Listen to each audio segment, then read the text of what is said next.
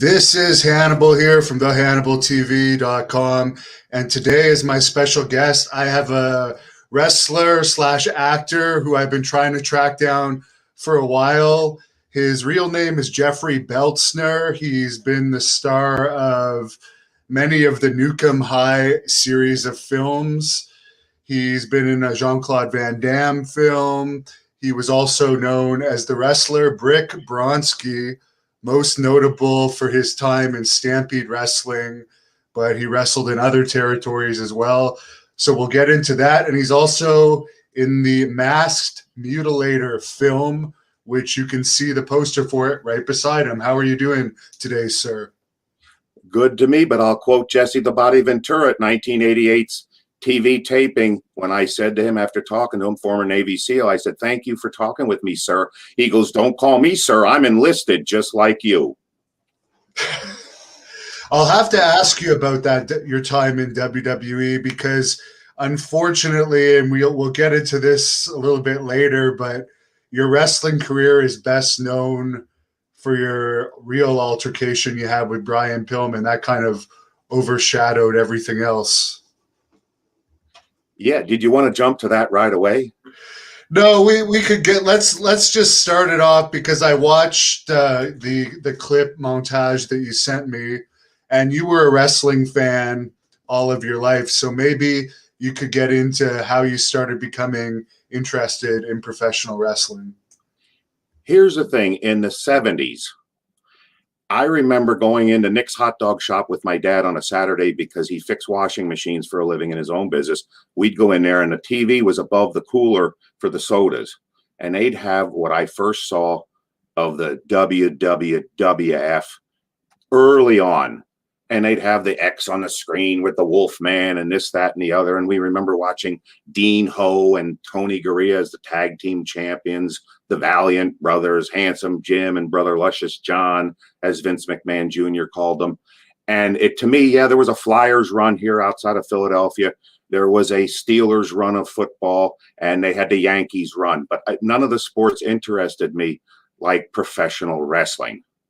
There was no Saturday that I didn't go by. Heck, I'd go up at midnight to get the antenna to tune in to the wrestling. IWA and WOR carried it out of New York, which was a championship wrestling from that you'd see ahead of time. Channel 48 out of Philadelphia, Burlington, I don't know that they're around anymore, would show Georgia championship wrestling. Couldn't get enough of wrestling. Got the wrestling magazines and such. Well, we never, in Allentown growing up with my dad, was in the Coast Guard in World War II. We never went to movies. We never went to the bowling alley, but he took us to see professional wrestling, the TV tapings at the Agricultural Hall in Allentown. It was every 3 weeks on a Tuesday, and it would be 8, sometimes to 11. They'd get 3 hours in. You paid $3, and you'd go and watch the wrestling because my dad liked professional wrestling. And he would drop me and my brother off. He'd either stay with us, and then he couldn't stand the smoke, the cigarette smoke inside. So as we got a couple years older, 8th, 9th grade, he'd just drop us off and come back and pick us up. But that's where I walked through the first time. We were a little late. It was summer, and it was Superstar. It was Swede Hansen against Charlie Brown. And I walked in and kind of had an idea that was like, hey, nobody's really killing each other. But when I saw this match, I just looked, my jaw dropped. I was like, oh my God, this is bad. And you came to get to know it, and they were smart enough to put the dark match, because it was all squash matches. They'd put the dark match on at the end to make people stay. And then you'd have how many times I've seen the Iron Sheik wrestle Bob Backlund, and the punches were missing by this much. And everybody saw it, but there was such a frenzy to the comeback, you just forgot about it. Talk about suspension of disbelief. But then I was hooked. As it jumped ahead, I followed it straight on through 10th grade. There's a Danny Davis story with Dominic DeNucci. You can ask that later, but it was kind of funny because if it was wintertime, you'd wander down because people wouldn't come for the prepaid seats. And when they didn't show up, you'd wander from the bleachers down in the front. And I'd be second, third row, just looking to see on Saturday how big I looked on the camera. We're talking 9th, 10th grade when you get into weight training and stuff. And I'll never forget, I was sitting next to, it turns out to be, well, this guy was sitting there with a nice button-down shirt, sunglasses, and I'm thinking, this guy's not a typical wrestling participant here that comes to this show. And people are looking over at me. I'm like, why are you looking at me? Here they're looking at the guy next to me. It was Tony Gurria coming in to confront Larry Zbyszko after he had attacked Bruno Sammartino after the exhibition match and hit him over the head. And boy, there was blood all over the ring. But it was Tony Gurria next to me. How ironic. He turned out to be one of my 2 road agents at the WWF. It was George Animal Steel and Tony Gurria. And that was a story from Ag Hall. But the Danny Davis thing was priceless because you sort of, you know, you got into the system there. So there was a woman that always wore the same outfit, looked like a reject of Hollywood Freddie Blassie's outfits, but it had Pat Patterson on the back. And she was screaming that Pat Patterson was getting beat up in the ring and something. And she's yelling, "Stop the match! Stop the match!" So I just jumped along with it. And I'm looking altogether different than she did. I'm a 10th grade, 9th, 10th grader. And I'm yelling, "Stop the match!" And I'm going along, and the crowd's looking at this going, hey, everybody wants to stop the match. Well, then every 3 weeks you'd go there after months and months and years. The spectators kind of get to know each other. And what ended up happening is the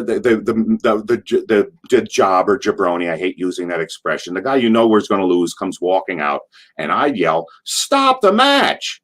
And the crowd would laugh. Well, it got to the point where a referee would walk out, who always walked out first. And I'd say, "Stop the match," just seeing the referee, "Stop the match." Jumping ahead, we'll pull a little Tarantino on you. There was an incident where Vince McMahon would come out and they would talk where the audience couldn't hear it, but was for the setup before the matches start on a TV. And he's on there and he didn't even start talking. And some ass yelled, "Cut the shit, McMahon." Years later, the Tarantino part of this is I'm in the dressing room at the TV taping somewhere in '89. It's Pat Patterson, Vince McMahon, and myself. And I said, "Look, Mr. McMahon," I called him Mr. McMahon way before he was Mr. McMahon. But, "Yeah, oh, please, Jeff, call me Vince, call me Vince." And I said to him, "Look, I'm a mark for this business because I'd be showing up at TV tapings and not even being used. And I had already an offer to go to Japan. Shohei Baba, by the way. Anyway, I said to him, "Mr. McMahon, do you remember at Ag Hall when you would come out in that yellow jacket and you're talking into the mic and some ass yelled, 'Cut the shit, McMahon'?" The whole audience laughed and so did you. Do you remember that? He goes, "Yes, I do, Jeff." I go, "Mr. McMahon, I was that ass." He laughed accordingly. You knew he had a good sense of humor. But the Danny Davis story, because there's a Tarantino to that too, because he was Andre the Giant's valet in a real sense, made sure that Andre got wherever he needed to go in the airplane, because I was the opening match with Barry Horowitz, and what's his name was Big John Studd against Andre as a babyface was the main event. So when people say, "Did you ever meet Andre the Giant?" Shit, I showered with him every night. But the key is, Danny Davis made a crack one time to me, saying, because I got motion sickness very easy, and they upgraded me for whatever reason. I was in first class with Andre and Danny Davis, and when I woke up, I just had to stay asleep because I get motion sickness. And Danny Davis quips, Quips, quips, "Yeah, how about the new guy? He gets upgraded to first class and he sleeps through it." I didn't have the nerve to tell him, "Hey, back at Ag Hall, as a 10th grader, I kept rousting him as a referee when he came out. I'd say, 'Danny Davis, I'm going to break your back.' They used to do this. 'I'm going to break your back.'" At first, he started laughing. And then at one point, Dominic DeNucci came out, and Dominic's leaning over the rope, and he's trying to taunt me with Dominic looking at me. I didn't break the act up from my end to say, "Here, I says, not you, Dominic, not you, but that guy next to you, Danny Davis, I'm going to break his back. I'm going to break his back." Like I'm a lunatic. Today, they'd call the police on you. Dominic didn't move it any further. But after that, I kept yelling at Danny Davis, "I'm going to break your back."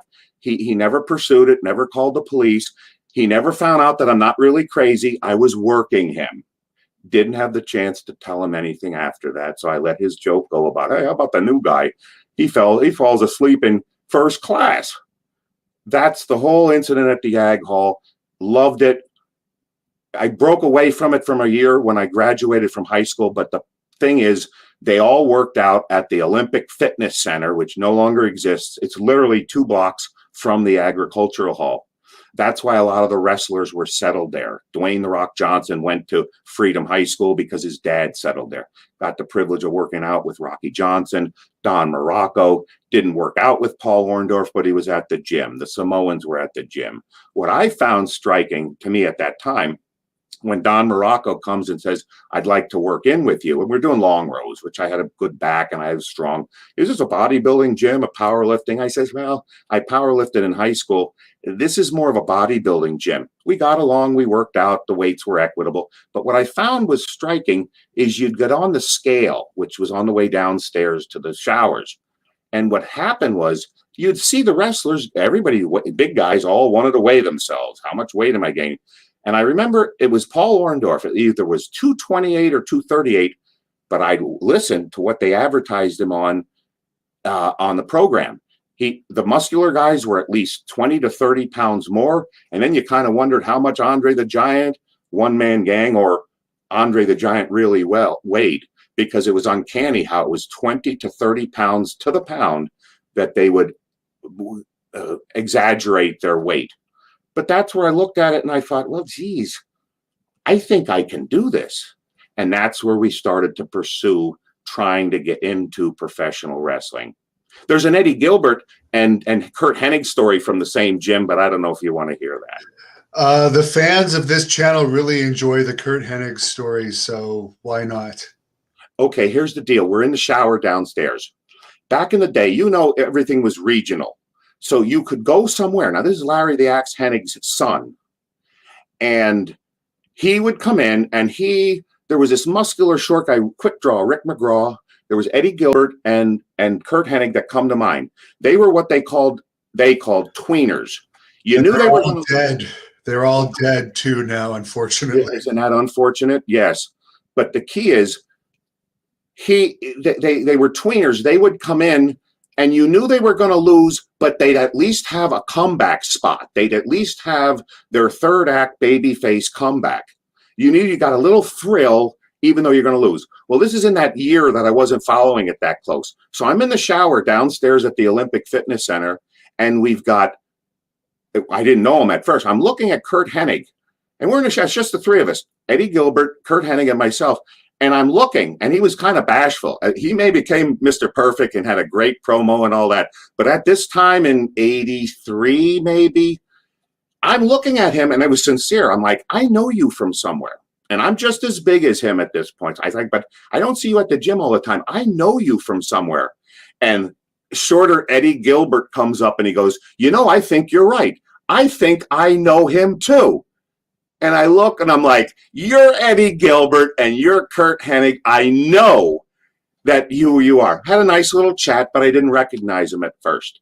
That was one of the experiences at the Olympic Fitness Center, literally walking distance from the Ag Hall where they wrestled every 3 weeks. And every Wednesday, 3 weeks was Hamburg. The championship wrestling was shown at 5 o'clock on a Saturday, PHL out of 17, Philadelphia.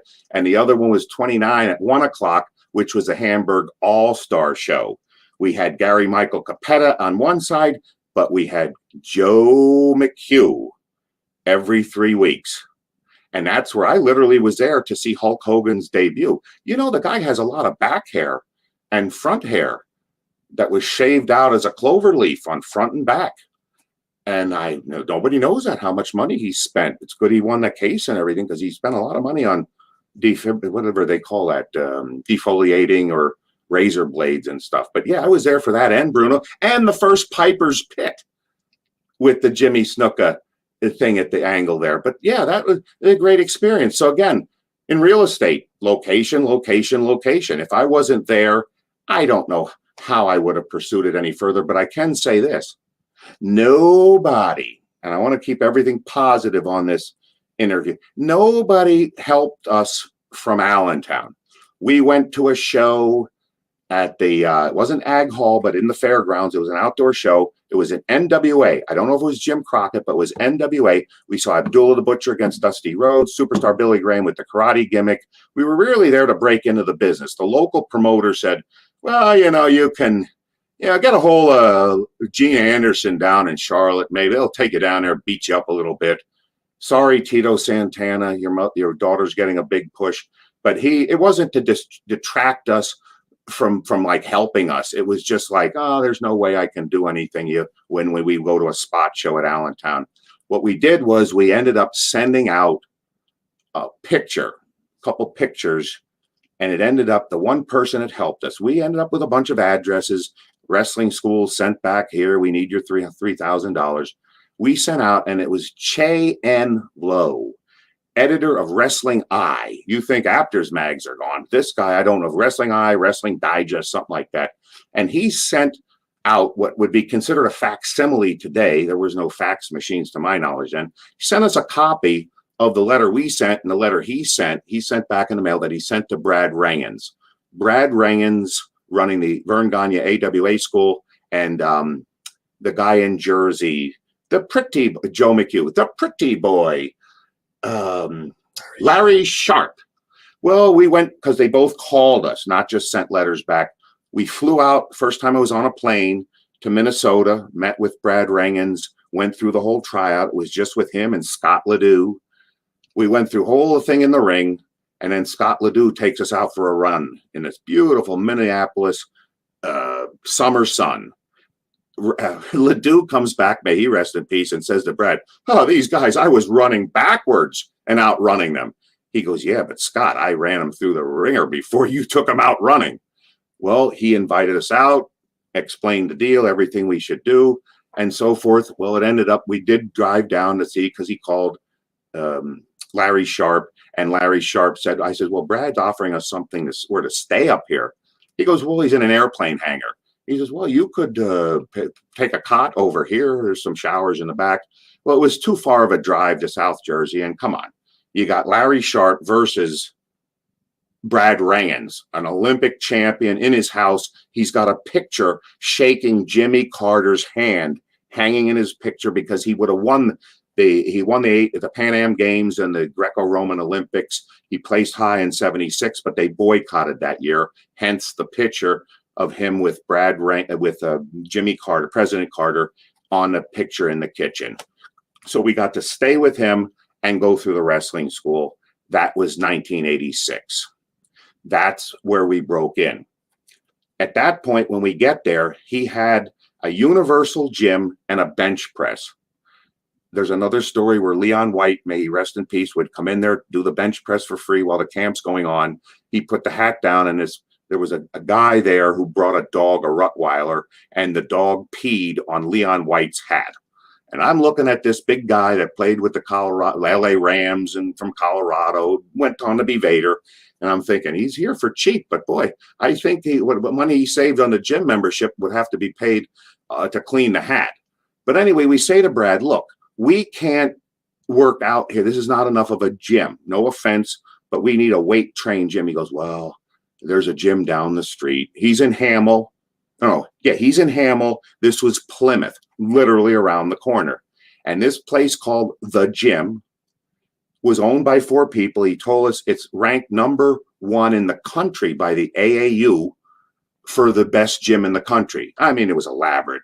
Skate-8 Stairmasters had a separate weight training facility where the chalk and powder was allowed. You couldn't go in the area unless you met the requirements, 500-pound bench press, Mr. this, Mr. that, and so forth. Well, we went there, and Brad said to us, he goes, well, all the wrestlers train there for free, but 2 of the 4 owners are expecting you. We're like, what do you mean? Well, we found out at that point that Mike Hegstrom, Joe Laurinaitis, the Road Warriors, are not from Chicago, monsters. They may be monsters of the Midway, but they're not from Chicago. They're from Minneapolis. Backstory, Joe Laurinaitis was 12 years old when his dad got transferred from Philadelphia, so he's actually a Pennsylvania native. Mike Hegstrom is there. Well, they had seen pictures of us ahead of time, and Brad Rangens said, they are looking forward to meeting you. That's where, when we went to the gym, yes, it's right around the corner, and Hawk, by chance, happened to do a backdrop in Japan. Rengens happened to catch the thing on videotape in this dark match because he bought a camera there, a video camera. It was cheap. He's looking through the curtain with it, and Hawk comes back early. He's in this walking cast, and he comes to us at the gym. There's a big overlook from the food juice area. Looks over. He's got no face paint on, obviously. He's got bandanas they wear over the crazy haircuts. And he looks down at me. I see him. And he smiles. I smile. I give him a thumbs up. He comes down. I'm not supposed to repeat. He says, "Did you guys sign with Vern Gagne?" "No, don't. He's up." And they left it go at that. Well, we left the gym early. Sags and Knobs and Nasty Boys were at the wrestling camp the year before. They were there the camp before. They went through the camp in the summer. We would have been in the same camp, except the business partner had the tag team partner had to finish his last degree in college. Didn't matter anyway, because he took philosophy and theology. Wasn't good enough of the path. I said, "Look, I can't wait. We got to go." We go, and here Knobs held the door open because we're only there a couple days, and we leave. Off camera, Hannibal, I'll tell you the rest of the Road Warrior Hawk story in the car. But nonetheless, we come back, or Animal ends up coming back, says to us, "Did you sign with Vern Gagne?" We said no. He said, because he was the businessman of the two, may they both rest in peace, but he was the businessman of the two. How ironic that Sags was the businessman of the two between Sags and Knobs and Nasty Boys. And they grew up in the area here, literally rival high schools. Brian Yandrizovitz and Jerome Saganovich, Knobs and Sags accordingly. Point is, Animal says, "Don't sign with Vern Gagne. We want you to meet Dusty Rhodes, the booker for the NWA." In the meantime, and I don't know if you heard all this of what was sent over, we're finishing up the school. We got there 2 weeks late. We left 2 weeks early. I will say, when they talk about kayfabe and keeping things a secret, when we went through this camp, they did not tell you that this was nothing like that. He wrote out a high spot at the end, which was your graduation. If you can do the leapfrog, hip toss, drop down, blah, blah, blah, here's what you need to know. But he would tell everybody, Brad told us this isn't how it is in the ring. This is just practice. But when we left, we got there 2 weeks late. We left 2 weeks early. But what Brad Rengen said, which is an apropos analogy to the business when people talk about, well, isn't all that fake? And he had a lawyer that asked him, isn't wrestling fake? Brad Rengens gave us this anecdotal analogy before we left the school.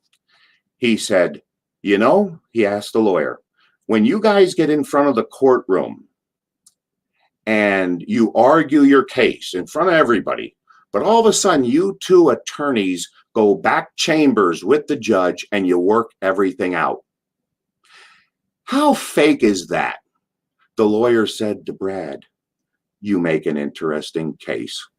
So we leave knowing, and before we left, we were at this bar. Boy, they should take advantage of this name. It was called In Cahoots in Hamel on the way to the Plymouth, the gym. Well, we're there with Barry Darsow. Hadn't met him before, a Minneapolis native. Tandem deadlift record with Wayne Bloom. Strong guy. Went on to do all the other stuff. Repo Man, Smash, blah, blah, blah. Well, he's sitting there with Brad. We're at In Cahoots. I always kid and say, Knobs, why, he was French kissing the male midget. Well, they were buddy and chumming. They weren't French kissing. So sorry, Brian, it wasn't as bad as I portrayed. I could have made it worse, but you didn't French kiss, but you were kissing. The point is, we're sitting there. He's having a good time. Brad Rengen's wife-to-be is sitting on his lap, and Crusher Darsow says, Brad, and they're drinking Grain Belt beer, which was Miller, but a localized brand. Same label, but generic. And he sat there and he said, Brad tells me you got a lot of talent. you really shouldn't go to Charlotte right away. You should go to Don Owen in Portland or Stu Hart in Calgary, make a name for yourself, and then go back there. They could eat you up in Charlotte because you don't have enough in-ring experience or business regarding the entire business. And I looked at Brad because he was like my mother. He never gave advice. You knew that if he was talking about something, then it was important. And all I remember is looking at Brad and him nodding affirmatively to Mr. Darsow's comments. But, you know, hey, what do you want us to do? We're from Allentown, PA. You want us to drive? We're already halfway across the country. You want us to go all the way to Don Owen in Portland or Stu Hart in Calgary when you got the top, arguably the top tag team in the business wants you to go to Charlotte, North Carolina. Well, we're going to have to listen to them. I didn't say that to him at the time, but that's what we did. And that's where we ended up going back, stayed in contact with Joe Larnay and Road Warrior Animal. And we ended up, because we had been going to the Civic Center in Philadelphia, not for McMahon's shows at the Spectrum, but we went to the Civic Center. We enjoyed the shows as fans. John Groff would take us there as a Philadelphia native. He was from Allentown, but he had a place down in Philly. He would go there. I'll tell you the Don Kernodle story another day. But the point is, we'd go there. We saw Magnum TA against Nikita Koloff, which was no offense to either of them. The thing was to go to see Flair. Flair had the match at the end of the show. And anyway, one thing led to another. We were told to go down there to meet backstage with Dusty Rhodes. There was a guy sitting there, and that'll be a quiz for later, because he's one of, I won't call him your competitor because I consider you at the top of your game, but he's sitting there, and he was a manager, and he's sitting there, and it was at the time the Philadelphia Inquirer had found this guy that was like, had that torture chamber in his basement. It was, Philadelphia is Philadelphia. It's just what they say about it is true. Yeah, I agree with you on Philadelphia, by the way, for all of you Philadelphia fans watching. So what I'm saying is, he's sitting there. He goes, oh my, now if I give his accent away, that's going to give away my whole damn lead up to, if you remember the person, what was it? Because you're a broadcaster. Do you remember the guy? He'd be Paul Harvey.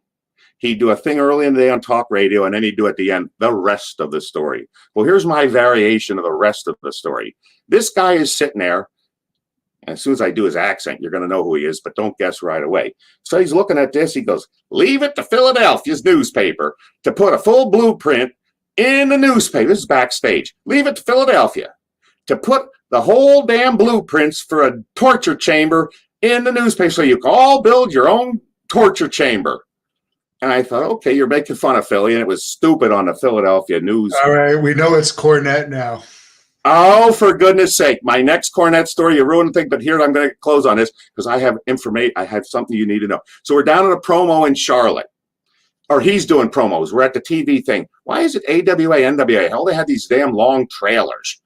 You know, like mobile homes was their offices from Wayzata Boulevard down here. I'm jumping ahead in a story timeline here. But here he is, and he's doing his promo. I'm standing. I'm the only person other than the cameraman, Cornette, and this guy comes across while Cornette's doing his interview, and Dusty Rhodes comes and moons him. I mean, he might as well have spread his ass cheeks to embellish the story. Doesn't matter. Cornette, because he's trying to flub him up. And Cornette goes, oh my God, eyes are upon me right now. There are eyes. He's equating Dusty Rhodes' ass to his face as I'm watching this. And he goes, there are eyes upon me. But to save his job, he goes, I know, it's I don't know whose eyes are. Oh, it's my mama's eyes. It's my mama's eyes. I watched the damn promo on TV. There was no other take. He worked it into the angle and went from there. I thought that was pretty clever. I don't want to get into much more of the podcast stuff. Didn't you indirectly call him a cuckold? Now, that's a question that's rhetorical, but I know there's some stuff going on with all this, but I have to say this, and this is, he can run with it, whatever you want to do. I've watched, because remember, I never went to a base. I never went bowling, went to a movie theater, but damn it, I watched TV. And there was a comment he made. If somebody jumps on this or not, I know what I'm saying to be true. He's one of the greatest aficionados. I mean, Scott Levy's pretty good. The Raven guy, pretty good. Know him as far as historical facts. But when somebody comes on and says, explaining how great Hogan is, okay, I met the guy, I can tell you about him later. But the point is, as far as the break into the industry, I remember vividly, I saw Rocky III in the movie theater. I knew as a wrestling fan that, as Brad Rengen said, when he left, we're not talking about the clover leaf and the unshaved back as a heel. And he already faced Andre at Shea Stadium. I'm talking about Brad Rengen saying when he was headlining against Nick Bockwinkel in Minnesota, he was, quote Brad Rengen's, hotter than pancakes. Vern wouldn't put the belt on him. He didn't have enough experience. That made him jump. Well, as the story goes, they're saying, oh, well, you know, Hogan was on the Tonight Show because of Rocky III. Yeah, he was on the Tonight Show from Rocky III. Mr. T went on to the A-Team. I met Mr. T 5 years ago at, I'm not going to plug Chase Bank, but that's the bank in Sherman Oaks. There's none in Pennsylvania. And I wanted to say thank you, Mr. T, to help propel the professional wrestling industry to the next level with WrestleMania 1. He was so thankful. Oh, how is it? I got to know. Oh, thank you, thank you. He goes, Hogan was good to work with. Piper was good to work with. He insisted on having a picture taken with me. Yeah, I had the camera. Yeah, get a picture. Tell him the bank, because they knew him there. He was a regular. He lived in Sherman Oaks or nearby. Brings the person over. Take a picture. Get another one.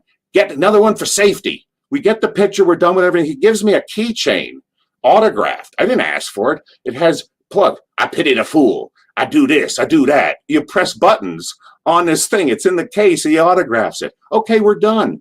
We're in the checkout line. And he already told me, he goes, I pray every day. I have my list. I pray, I pray, I pray. So I look at him. And he's in line now, waiting to go to the tellers. I says, you know, one thing that, and we're done. Got the hug, got the pictures.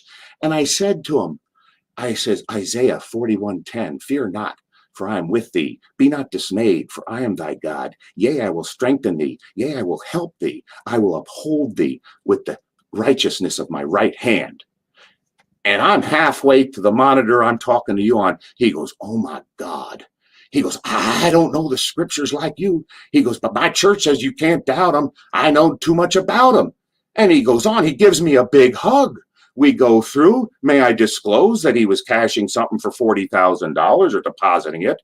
I had my small check there, and I just, and it's so loud in the bank, I'm not gossiping. He didn't care.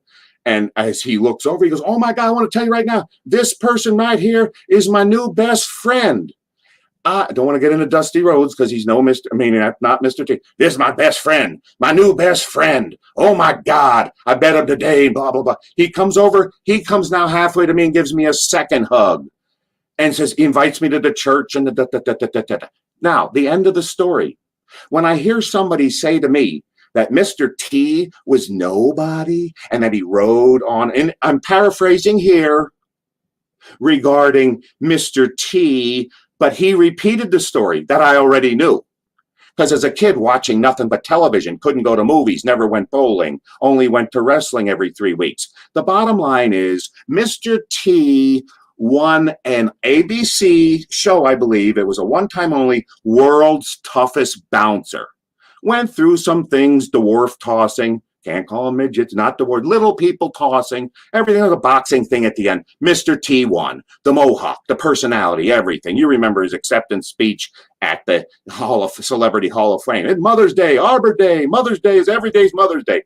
Great, great stuff. The bottom line is Mr. T was a national treasure, or what do they call, prodigy, because nobody knew who Hulk Hogan was unless they were a Minneapolis wrestling fan or a WWF wrestling fan, pre-shaven chest. The bottom line is, where your competitor was wrong, Mr. T was not nobody. Mr. T was a national prodigy. It was Sylvester Stallone, who happened to be in the audience, according to Mr. T. I remember the show, high ratings. He became a celebrity. That's how he got the job on A-Team. But the key is, Stallone loved Mr. T, brought him in the movie. Stallone loved wrestling, brought Hogan in. But unless you were in Minnesota or New York, nobody knew, or a wrestling fan and reading a magazine, nobody knew who Hogan was. Mr. T, which is the reason I thanked him for extending and uplifting the extension from professional wrestling into a national level. Those are the facts. They're indisputable. The show is airable, and I'll trust Mr. T that Stallone was in the audience. And the other little side bit I can tell you from getting to know Road Warrior Animal is this. When Animal, I'm not saying he interviewed to do Dolph Lundgren's role, but he was in Stallone's office for a reason.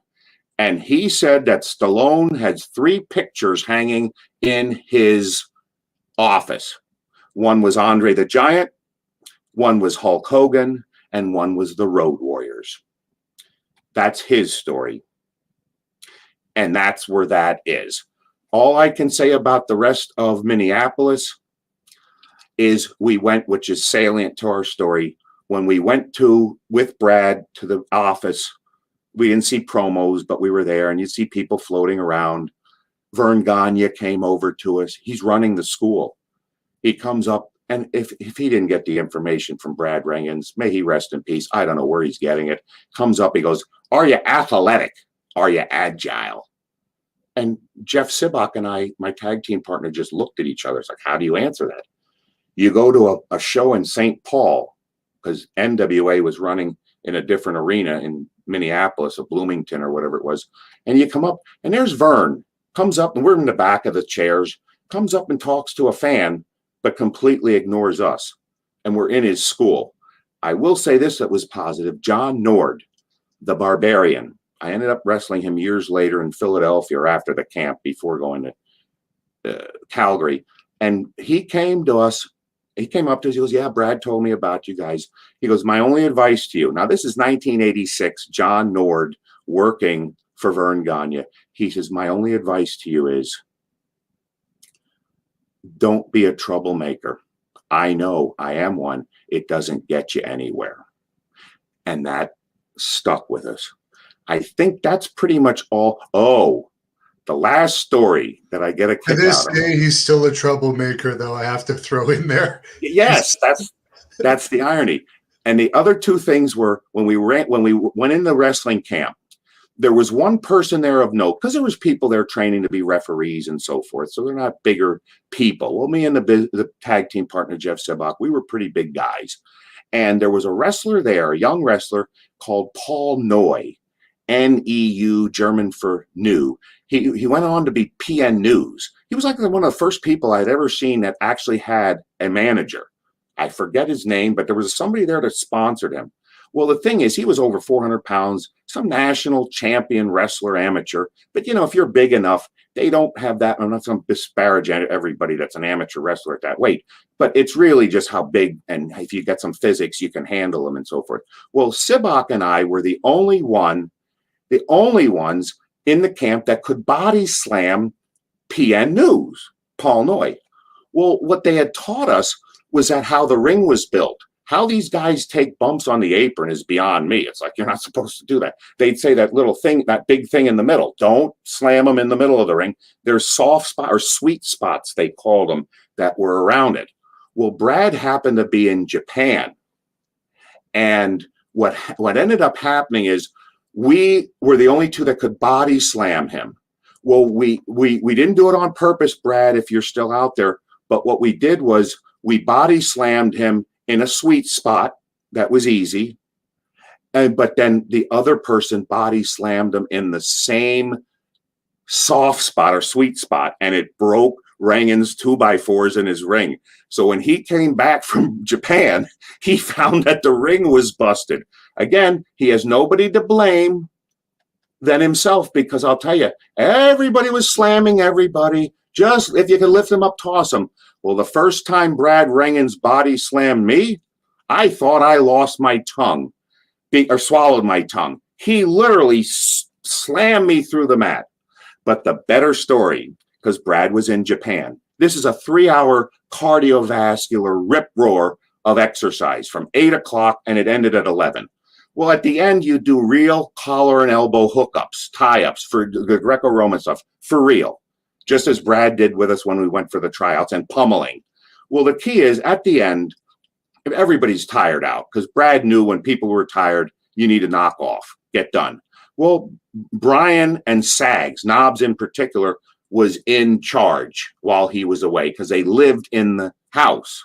They had a permanent residency downstairs in Brad Rangan's home, along with 2 girls and another guy that was a cameraman or something for Vern. Well, what they did was he was out there monitoring. Well, we were taking it easy. I mean, I'm doing collar and elbow hookups with guys that are like 100 pounds lighter. And Knobs says to me outside the ring, "Hey, you guys are dancing." And we were. I kept going. He said it again. "I'm telling you, this isn't real. You guys are dancing." I shoved the kid away. Not kid, he's my age, a lighter guy. I shoved them away. I go, "Hey, Knobs, when you're man enough and have enough money to pay the piper and come in and dance with me, then you can come in and dance with me." He gave me that look like only Knobs can. Remember, I knew him before coming up here. He gets into the ring. He's fresh, but he wasn't in the same shape. So I toyed with him a little bit, let him let off a little steam and tossed him to the ground. Good friends, mind you. It wasn't no fight or shoot. Well, it was a shoot, but just a shoot with a Greco-Roman tie-up. But the line that I felt was probably, "You guys are dancing." Well, when you're man enough and have enough money to pay the piper, you can come in and dance with me. And he did. That's pretty much all the stories and Brad Rangan's was just a saint. Great guy, trained you, taught you what you needed to know, and we went from there. But that was the experience in Minnesota. But like I said, we were then offered to go down to Jim Crockett Promotions, which we went down a couple times. I think you may find these stories interesting. We'd go down to the Civic Center. That's where I was backstage with Jim Cornette, just hearing him talk. But we ended up, and we were driving dusty roads to the airport. And that's back when you had the Cessna in the back. You didn't have to go through customs or TSA or anything like that. Well, as we're driving, we got Nikita Koloff in the front seat. We're doing our thing that we should do to be nice and work your way into the system. I'm only 22 years old. And we're rounding the turns to go back. They're in the back of the airport to the Cessna. And here we're in the car. We got I'm in the back. Sibat's driving. Got Nikita Koloff in the front seat. I'm in the back. Barry Windham is in the middle. And you got Dusty Rhodes on the right side. Now, everybody's trying to do the right thing. Barry was in. Nikita was in. We're trying to get in, even if we had the Road Warriors on there. So the key is we're driving along and the radio's playing. And this long-winded guitar intro from Eddie Van Halen, may he rest in peace, doing the Pretty Woman song. But it's a long, if you don't know, you may hear Roy Orbison all your life, but you hear the opening this, and this had nothing to do with Pretty Woman. Well, the song's playing, this squealing guitar, and there's a hush over the car, like, oh my God, he's not going to like this. And Rhodes says, and I'm speeding it up, "Oh my God." No, he says, it's the next comment. He goes verbatim, "What in the hell kind of music are you boys listening to?" And just like that, it goes from the guitar intro to the actual song. And Barry Windham goes, "Well, that's Roy Orbison dust." And Rhodes goes, "Oh, I like that song." Okay, we get to the airport. Because we're late now, we go around a thing, the tires are squealing. And here again, you hear the tires squealing. It's like we got the older legend in the car, like, oh my God, what's going to happen? And all of a sudden, there's again a hush in the car within minutes of the Van Halen thing, because it's not that far of a trip to the airport from the Civic Center. And he goes, as the tires are squealing, he goes, "Oh my God, he's going to turn it over." Everybody laughs. Of course, Nikita Koloff laughs louder than everybody else. We get to the damn Cessna car, and Rhodes says, "If I was a rookie or a couple of wannabe rookies, I'd make sure that there is a country music station on the radio and a couple of six-packs for the boys." Okay, next month we go down. There's still Nikita Koloff. We take Rhodes to the airport. There's no Barry Windham. We put the country music song on the radio. He says to us before we take him to the airport, "Road Warrior Animal wants me to work you into things here." I want you to get down to Charlotte ahead of time. You're going to work with Gene Anderson and Nelson Royale. Oh, he said it's Royal, not Royale. And when we went to the airport, there was no accent on Dusty Rhodes. He was strictly business. Again, no Barry Windham, but Nikita Koloff. We had the country music station on. We did get him a couple 6-packs. I forget the beer. They were in bottles. We pulled up. He refused to take the beers. So again, I'm 22 years old. Somebody asked you to do something. I paid for this. I don't drink beer. And I got out of the car. And I remember he was already on the plane. I just leaned up, didn't have to walk up the steps. And I put the 6-packs on the plane for them. And that was it. We ended up going down to Charlotte. And where it came from there, how ironic. We didn't know where we're staying. We're just moving to Charlotte, 8 hours south of Allentown.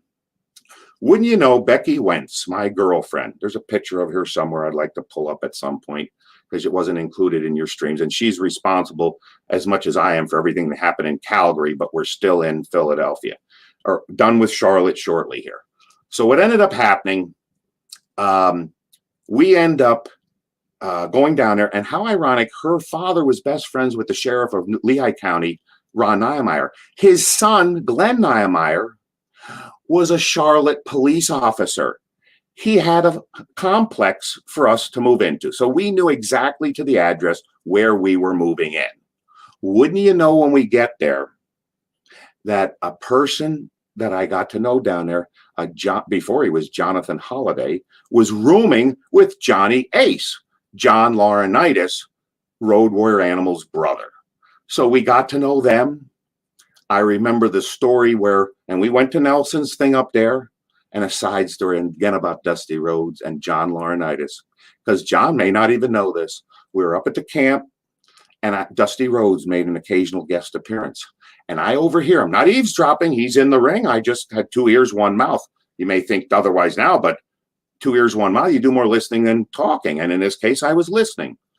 And I hear Rhodes tell Nelson, or whoever, maybe Gene Anderson, what we got to do, referring to John Laurinaitis, we got to get that Honeywell out of his system.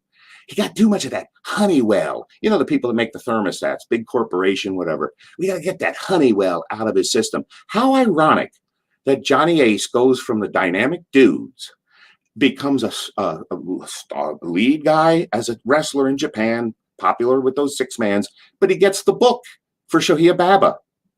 Shohei Baba, he gets done there. He goes to work in New York as an agent. And from what I heard, he's back now as an, I don't care, agent, talent relations, whatever you want. It's people power. John Laurinaitis. So one where, as talented as Mr. Rhodes was, he couldn't get that Honeywell out of his system. Nobody could, and that's where he is, why he's there. Why he is there now is because of that. And my last story about that is Johnny Ace drove Rebecca's car. Well, we all went together. It was Becky's car, Sibach, Johnny Ace, and myself. The 4 of us drove to Greensboro to see the card. This is before we broke in officially there, because our first match was in the Omni in Atlanta. We drove to Greensboro, and I always dressed down, meaning I had long shirts on like I do now. Now I have nothing to hide. But back then, I just had to leave it go. Well, we're in the backstage, and Flair asked us if we could drive his car back so he could take the plane back to Charlotte. It was a Friday or Saturday night, so that he could party there. Otherwise, you'd get back into town at 2 o'clock in the morning. So after the show ended, we drove the 2 cars back. Johnny Ace drove Ric Flair's car. Very dangerous driver, because I didn't push the issue playing chicken, and I just backed off and let him pass. Well, we get back to, I don't want to say Bennigan's, I don't know, the bar or whatever. Flair was very appreciative of us bringing his car back so he could party that night. It was a wonderful show, and we ended up where we get to the bar. He buys us beers. I'll never forget. You know, a case of beer used to be 24 bottles. There was these Miller Genuine Drafts on the counter, open, but nobody's touching them. 3 rounds of 8 beers apiece when the place closed, and we're like, we're out of here. But Flair was a gentleman, a class act, appreciated what we had done, and so forth. The end of the story, as far as Charlotte, the opening match we had for me and Sibach, we went against the New Breed in the Omni in Atlanta. It was May 2nd or 3rd. I just turned 23. And we came back out for a lumberjack match. And I'm standing next to, and there's a bunch of people in the place, 10, 12, 13, whatever the gate was, or the crowd. And I'm standing next to Baron von Raschke, whom I met with Wahoo McDaniel at a restaurant when Road Warrior Animal took us out to eat back in Minneapolis. So I'm standing next to the Baron. The main event is Jimmy Garvin against Ric Flair. And I'm standing like right where I am now, as if the ring post was up here, and they're chopping the hell out of each other. And I'm looking at this, chop, chop, chop, chop, chop. And Baron von Raschke leans in and he goes, "So you still want to be a wrestler, kid?" And we followed through and everything. We ended up leaving Charlotte because the real story, there was two Jeffs. They turned Beltzner into Belk, which was some like Wanamaker's department store, and Sibok became Samson. So you got the two Jeffs. We were both named the same. And he was going out with Nikita Koloff's ex-girlfriend, which down there, if you lived together, a wife, a girlfriend, it didn't matter. It was like a taboo. You didn't go out with an ex-wrestler's thing, ex. And I get that. But he said, "I'm not going to be told who I can date and who I can't date." Well, the proverbial straw that broke the camel's back is, and to not run up the mileage on Becky's new car, we rented a car. We did not make it to Raleigh, Durham, maybe. And we were on the side of the road. It's the first time AAA never responded. And my girlfriend's father worked for the damn place. I don't know if it was a Yankee accent. I can say this. I don't know if they're still fighting the war, but when we went down there in the apartment complex, the manager of the place goes, "You know the difference between and we were getting along with him. "You know the difference between a Yankee and a damn Yankee? No. One that comes to visit and one that comes to stay." Well, AAA never showed up. The farmer helped us going back and forth from the farm. There's no cell phones. This car's tire was rusted fast, as if it was in a ditch or something. When we didn't make it to the thing, they didn't fire us or anything, but we were supposed to go over against the Thunderfoot 1 and 2, whoever that was. And we never make it. When we got back to the farm, they said, "Just go home. You ain't going to make it in time." And we had been on the road for several weeks, different things. I wrestled Nelson Royale. He had wrestled some people, bunch of spot shows and everything. I mentioned the Omni in Atlanta. We were in Chattanooga. We're Road Warrior Animal. Watched the match. He goes, "Oh, let him wait. I want to see the match." He goes, "Don't sell so much. Just register it. Don't sell it. You're too big to whatever." Gave all the advice. But at that point, I just went in out of courtesy because everything really, I think it was part of the fact that Dusty Rhodes resented new big muscle heads coming through without paying their dues, so to speak. I mean, you didn't go to another territory, do jobs on local TV and come back. We were thrust in. I mean, our first match is in the Omni in Atlanta. And to make a long story short, he resented that. There was too much of a history of, not to disrespect Tom Cassett, T.J. Khan, or Terry Sapinski, the warlord. They were big guys that they were hard to deal with. Nikita Koloff, Scott Simpson made the exception to things and got in there. But the point is, Rhodes resented that. He didn't want that. And the fact is, and now I'll Tarantino it a bit, and this hasn't been heard by anybody other than my tag team partner. I was in the car in the WWF with Arn Anderson in the back, Haku driving, and Tim Horner in the back. And he asked, what happened to the two, or Arn might have asked, what happened to the two Jeffs in Charlotte? I explained the story as I said to you. So they didn't know which Jeff was dating this Julie girl. And he got irritated. We weren't going to stay there as a tag team. And I went into JJ Dillon and I says, out of courtesy, I'm telling you why we have to leave.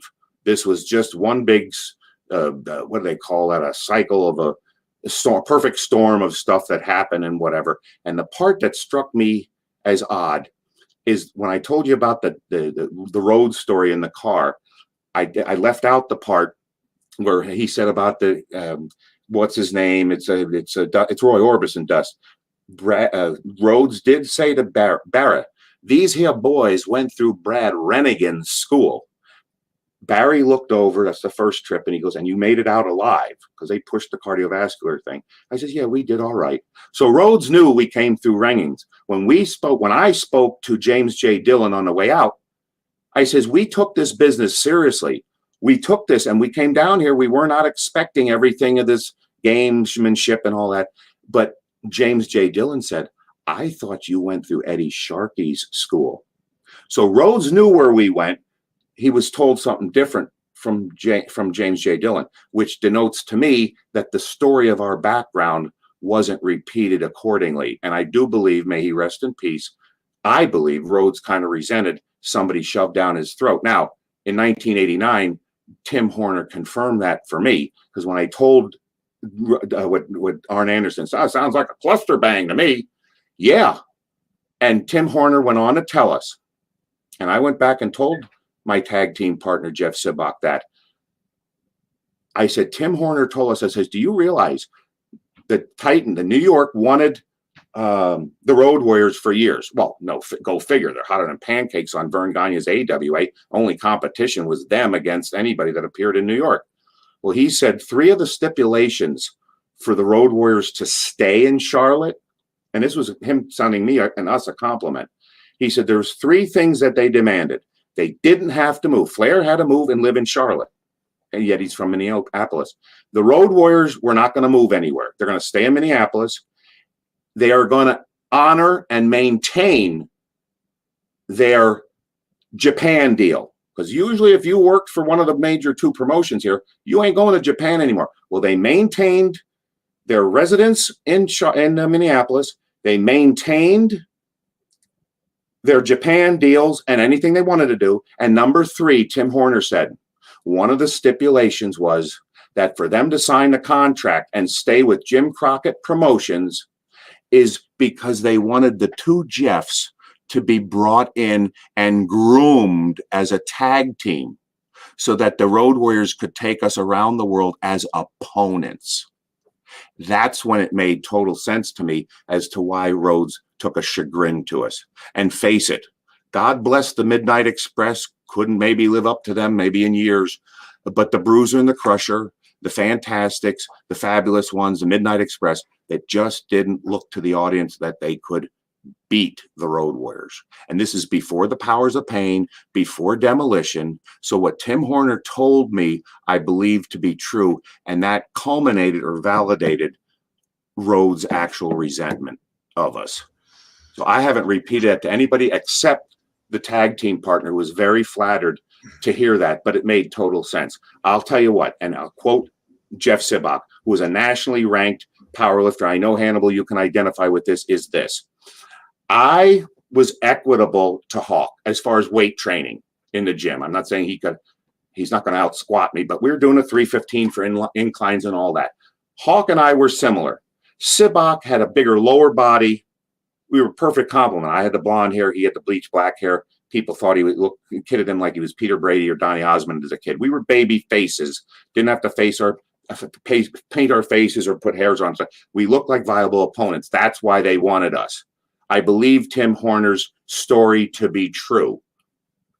But the key is, after it was all said and done, and one of my biggest regrets, if you ever ask it at the end of the interview, because I've seen enough of your thing, one of the biggest regrets is I never did thank, because I went on from there, obviously, never did see Joe Laurinaitis again after that night in Chattanooga, Tennessee, May 4th of 87 or something like that, because whatever the reason, they went out of their way, and I think it was to better the business. And that's what Tim Horner said to me. I believe it to be true, and that, I believe, could validate my beliefs as far as what's his name, meaning Road Warrior Animal's intentions of getting us in. It was to help the business and everything. And he did do that with Warlord. Warlord was a Minnesota guy that he had trained just to be a future opponent. Yes, and he was big. Road Warrior. T.J. Khan, I'm not going to say was that big. He had a nice gimmick and everything, but that's Tom Cassett, also from Minneapolis. And I guess there might have been others that just was a little bit too much. I mean, that I think was a small part of it. I think that they, with their face paint, Rhodes didn't resent so much. Again, I can't get in. I'm not an armchair psychologist, although I played one on TV. I don't know what his total thing is, but that's what ended up happening. And the one thing I wanted to bring up to you, Hannibal, is along the way, and I know I've heard people talk about, like, you don't want to get into wrestling to be a star. And so I was a fan, as you know, from talking about the Ag Hall. I loved as a kid watching wrestlers, Count Billy Varga, Judo Gene LaBelle. I mean, most people don't know that Nick Bockwinkel played a heavy on Hawaii Five-0 in the late 60s. I mentioned Gene LaBelle. There's somebody else I'm leaving. Well, of course, it's Count Billy Varga, Mike Mazurki. I'd like seeing these old Munster shows or TV shows that use professional wrestlers. So when I saw Terry Funk in Paradise Alley with Stallone in 75, again, you didn't go to the movie theaters, but I was familiar with the movie. I thought, this is a movie about professional wrestling, and there's Terry Funk. And I knew him from the magazines, the son of Dory Funk Sr. and Dory Funk, both tag team champions and our NWA world champions. And from there, I was always interested of wrestlers that could work their way into movies or entertainment in general. I mean, Don Morocco was on an episode of some soap opera in the early 80s. And I forget which one, because he lived in Woodbridge. Again, everybody close to the area here because of the TV tapings being every Tuesday and Wednesday, in Hamburg on Wednesday, and like I said, the Ag Hall, Allentown on a Tuesday. And I think that's all the stories, not all that I can recall regarding Charlotte. So we came back, and that was it. But I did give James J. Dillon, they didn't fire us or anything. I just explained why. He goes, yeah, nobody thought, he told me, he says, they thought you just no-showed. I says, the whole story was true. I mean, this farmer came back. I mean, I'm familiar with the breaker bars to break open lug nuts that they ain't in a normal car. This guy and the farmer had to come back with pipes, which my dad did, to put leverage on. That's the only way we were able to change the damn tire. And whatever it's worth, when I returned the rental car, I never paid for it. And I told him, you have no right to charge me for something giving me defective like that. But that's why we left. We ended up leaving the territory after being down there. That's Charlotte, and that's Vern Gagne's before that. What was the pay like as a lower card guy there in those days? It was surprising. It was a couple $100, up to $400. A night or a week? A night. No, a night. Oh, wow. Yeah, the one thing I'm not bragging or anything, but I always say I wasn't I give Sags and Knobs credit. They were AWA tag team champions, NWA and WWF. Like the Road Warriors are probably the only ones that do that. But we broke in through the last school, by the way. Brad Rangens taught us. Vern, we never really saw, other than, like I told you, are you athletic, are you agile? And ignores us over a couple fans at the St. Paul Civic Center. But the key is we went through the Vern Gagne AWA school. The Road Warriors brought us into the NWA. We had our first match in the Omni. And after Stampede Wrestling, I did have a run with the WWF when it was the WWF. And that's its own story as to where that came from and everything. So I had a bunch of independents and stuff along the way. I told you I wrestled John Nord. Boy, he learned a lot from Brody, because the irony to it is it was a car show, independent car show. It was after Charlotte, but before Calgary. And the Nord family was in the car business. They knew this car dealership owner in Philadelphia. They wanted to bring Nord in as some fundraiser. He was the only out-of-town person, but he knew I lived in the area. So even though Tom Brandy was like a headliner in this area on independent shows, just like the Cheetah Kid, who was real name Rocco Rock from the Public Enemy, may he rest in peace, Ted Petty. And you'd see him on every independent show. I didn't wrestle all the independent shows, but they were there. And with this Nord thing, because I remember Brandy looking like, why is he headlining against him? Well, Nord remembered me from Charlotte. I had a match with him headlining against Nord. You can't see it anymore, but when I came out of it, there was it was plywood against the ring, and it was a rough match. I won by a DQ, but you could still see the divot on my left leg from where I was up against, and a chair or table came across me. He didn't do it on purpose, but my leg jammed into this crappy ring's plywood, and it made a divot on there. But he was perfect to work with. The same guy that said, don't be a troublemaker. I know I was one. It doesn't get you anywhere. But I did wrestle John Nord in Philadelphia. He was stiff, but how many people back then weren't stiff? But that's the whole connection there before we get into the Calgary situation. Yeah, I'm going to guess you weren't making $200 to $400 a night in Calgary. They were not known for paying the best in those days. Here's my ahead of time story. Because first of all, it was Barry Darsow said, "You guys have talent. Go somewhere like Don Owen in Portland, Stuart, and Calgary." We were given a list of 12 numbers from Brad Rangens, from Continental, Don Owen, Stu Hart. But as we got out of the wrestling camp, every business was either folding or getting bought up by other people. You know, the Florida, or what is it, Rhodes, Crockett bought out the UWF. What Bill Watts was thinking, I don't know. Buried the talent there. Anyway, till everything was said and done, what was the question again, Hannibal? Where were we going with this? Well, you were going to say how you got into Calgary, but I know it wasn't a bad territory, but I heard that they weren't paying that great, so I doubt you would have made the same. It's funny you asked. Now here's my anecdotal analogy. Carl Moreno from Troma years ago said, "Rick Bronsky speaks in anecdotal analogies." Never knew what the hell he meant, but I'll tell a story, which is an anecdote, which is an analogy to answer your question. But when we got up there, it was Jonathan Holliday that kept pushing me, the guy that was rooming with Johnny Ace. Call Stu, call Stu. I sent him pictures. He was from Jersey, he's still in Charlotte. Sent him pictures, talk to him every Sunday because the rates are cheap. Becky had that kind of number and so forth. But the point is, I pushed. When we got there in Calgary, we were there because of customs. We got there in the middle of the night because of a customs delay. Well, Stu Hart came himself. Now, I'm not saying he drove. He had this Willie, the African-American guy. I forget his name, but they tagged with me a couple times. He probably drove, but he waited at customs to pick us up. When he got there, he said, "I didn't think that you kept telling me you were 6'2" on the phone, but when I saw your picture, your legs look too big to be on a that tall. You are that tall.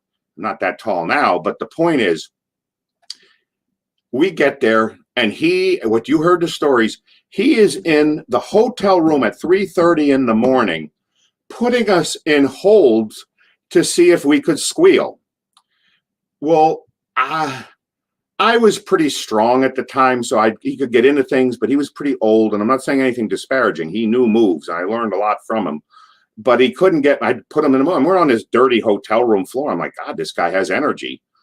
And I remember him saying two things: that he could get over on superstar Billy Graham, who I met later, but he commented on Gorilla Monsoon. This is months after that, spending time with him, where Gorilla Monsoon, he put the hold on Monsoon, Gino Morello, and may he rest in peace. Monsoon would just stand up with Stu Hart entangled on him like an octopus. But I just want to say ahead of time, before I go on with Calgary, I want to say Mr. and Mrs. Hart were a class act. We came to this territory, it was a house or a home divided.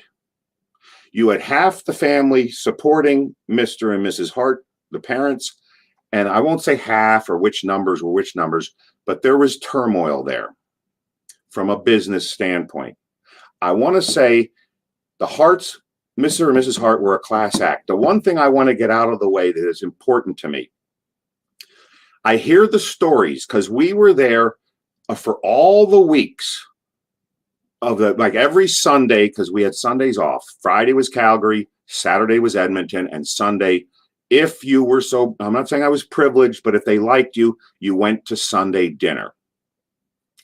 Well, this house that your cohorts, I would like to see in the middle, saw Bret Hart outside the house. I would like to see in the inside of the house.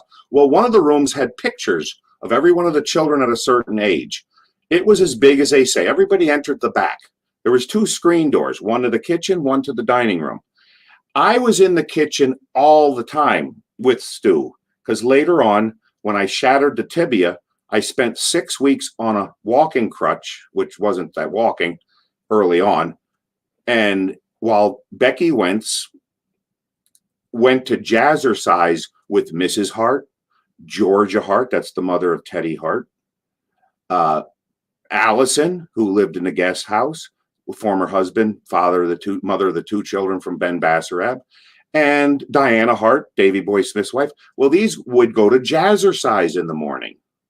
Well, I'm on crutches, so I can't wrestle. I'm kind of like, here, take the car. We're here. They go. And I sat there listening to Mr. Hart tell me stories. I was there for every bit of one or two of those Sunday dinners.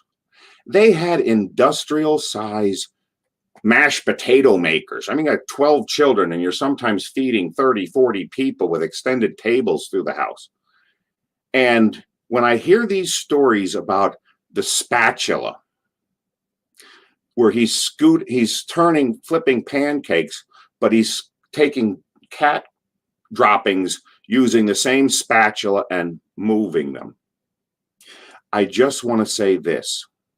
I'm not saying everybody that's out there that didn't see that, but I think they call it a stooge rib, which is nothing new to wrestling. You tell a story to a kid on the playground, and it's so false and goofy that to see if they repeat it. I'm not saying that they didn't see Stu playing around with cat droppings and a pancake, but I'll guarantee he never served that pancake. Maybe he never wanted you to come back to dinner. And I say this to validate my story and not to talk bad about anybody. They served prime rib at least once every 3 to 4 weeks on that Sunday dinner. And he wasn't there. He was there and left beforehand because the WWF sent some people there. Bill Kazmaier, Mark Scarpa, son of Jay Scarpa, aka Chief Jay Strongbow. Leave it, unlike Wahoo McDaniel, he goes ahead and is an Italian from New Jersey playing a Native American. Well, I never met Mark Scarpa, but I'll tell you what, anybody that says Stu and Helen had no class and that somebody's flipping, like I said, if they're flipping cat turds and pancakes, I never saw it. He was as clean comes. But if Mark Scarpa asked for ketchup, and he did for the prime rib, the daughters, the parents, and I'm not saying you can't if you want your raisin juice, it's A1 on your steak, that's up to you and your class. But I'll tell you what, long after the guy left, this was a big chagrin to the Hart family that somebody asked for ketchup for prime rib. And you're going to tell me this family is scooping cat manure with a spatula for pancakes? I never saw it. He was clean as a whistle in the place. And if he ever did it that they saw, I'm not denying they saw it. Maybe he didn't want them back for dinner. Diana Hart actually explained that to me. There was a spatula that was just for cat droppings because obviously there was a lot of stray cats that he would take in. There was a separate spatula for that, and people would just tell the story like it was the same spatula. But because, he couldn't walk that well or bend that well because of all of his injuries, he would use a spatula for cat droppings, but it wasn't the same one that he cooked with. Can I tell you the best Owen Hart rib? Yes. Regarding that kitchen, because we're in location right now. Now, he was younger. He wasn't in the business yet. But Stu did the cooking. And he took pride in it. Well, apparently they were making 8, 10 chickens or turkeys for Thanksgiving that came out of the oven. And as you recall, we all came in through the back door, which is why I mentioned the 2 screen doors. One screen door entered the kitchen, and one screen door entered the dining room. Well, there was a connection behind the 2 screen doors. And as his dad, as Mr. Hart, was taking each of these finished chicken or turkey dinners out to put on a table, a young Owen Hart was taking the chickens, going out on the porch and wheeling them and putting them back onto the kitchen counter. So there's only 6 chickens, but it got to a while before Stu figured out that he's delivering chickens that he keeps having to deliver until he saw what a young Owen was doing. And he said, "Little bastard," he said, "that little bastard," referring to Owen Hart. But that's how big it was, and the 2 kitchens were divided and stuff. But as far as Owen, can't say anything bad about him. He was doing backflips, from what I understand, because he was the youngest of the bunch, a year younger than I. He was doing backflips off the arm of the sofa. He was giving the cats suplexes as a little kid. He took the business seriously. He wanted the business to succeed for his parents. He took the grappling game as a sport seriously. He was undevoted to Martha, his widow that went on to become a doctor and everything. It was all about her. And if anybody asks about the Hearts being big in Calgary, I remember driving through town and Owen and Martha's picture was on the back of a school, not a Lanta or SEPTA bus, but a public bus. And I mean, he was just a class act. Hannibal, the guy, went out of his way when we were on the road. When he was in town, he roomed with me on purpose. And, you know, after going through the wrestling school, being in the professional wrestling business, and then having to go down and go be retrained, not retrained, but additional training. There's a difference with running the ropes and stuff with Nelson Royal, not Royale, and Ole Anderson. And then you get up there, and now it's like, damn, I still ain't in. I'm getting paid for something to be a wrestler. I still got to go to the ring in the morning. Well, the ring would be set up. You're there early. You're not wrestling that night. And Owen would insist on rooming with me so that we could go to the ring together. And he was protecting the kayfabe because a janitor or somebody working there would come out and see us playing around. And all of a sudden at the end, when Owen caught him, he would act like he was hurt by me. He goes, oh, that was too stiff. We're just practicing now. Oh, that's good. And then the janitor would look and say, oh, okay. I mean, he taught me the Texas clover leaf that you saw eventually Dean Malenko doing at Boston Crab, but with the figure 4 thing on the legs. A lot of stuff. It was wonderful that he went out of his way like that. And he was on the side of protecting and helping his father's business. He was a bigger picture, bigger game plan. He was no party animal. If they gave you free beer at Red Deer on the way home from Edmonton, he'd take that 6-pack. He goes, this is for me and Martha looking out our patio on a Sunday afternoon. A true family man, I guess because he was the youngest, because Diana was my age. He was a year behind. They were the 11th and 12th child, and just was just a class act all the way around. Now, I know we got into Calgary. There's a lot of stories here because the fight in the dressing room was this big to the whole story. Because I never initiated a fight in my life. I could handle myself and all that. I was one of the youngest bouncers at Castle Gardens here, where to get the job, you had to take the shirt off somebody else. The head of security liked me. Nobody could take the shirt off. I never was a puncher, but I was a grappler, because you never know who can get knocked out, who can't get knocked out. But you take them off their feet, you knock them off their wind, you manhandle them, and everything's fine. Okay. So again, besides Paul Noy, PNU, we handle ourselves. We get up there. And Bruce Hart, God bless him, Helen's Bambi, as somebody called him, because all the children had nicknames. And I'm not going to, I mean, Owen was Oj, like Owen, or really like before OJ shit broke out, but he was Oj, the Jews, Oj. I'm not going to get into the rest of the nicknames, but Bruce was Bambi because Helen, Mrs. Hart, got in a car accident when she was in family way with him. That's pregnant by today's standards. My dad would say in family way. They were in Montana, which is why they had the dual citizenship, and then she did it for all the children. She said, oh, this isn't the face I was born with, dear. That she had plastic surgery for this whole thing and what have you. Okay, we get there, and when I say that the people that ran the show not just wrote the checks. Anybody can dispute this later, but the facts remain. It was Stu and Helen that ran the show. I think in some ways, this is just my perception, they somehow felt sorry for Bruce. That they put him in this position to where he was, I mean, booker, finisher, who is really doing what? I can say this. Bruce Hart had no idea that Jonathan Holliday and Jeff Beltzner were going to even show up at this thing. There's only 14, 16 people on the full-time roster, and we get thrust into the situation. Stu picks us up at the airport, and all of a sudden he tells, hey, you got two people here. Hey, you got a couple guys I got to work in. Bruce had no idea.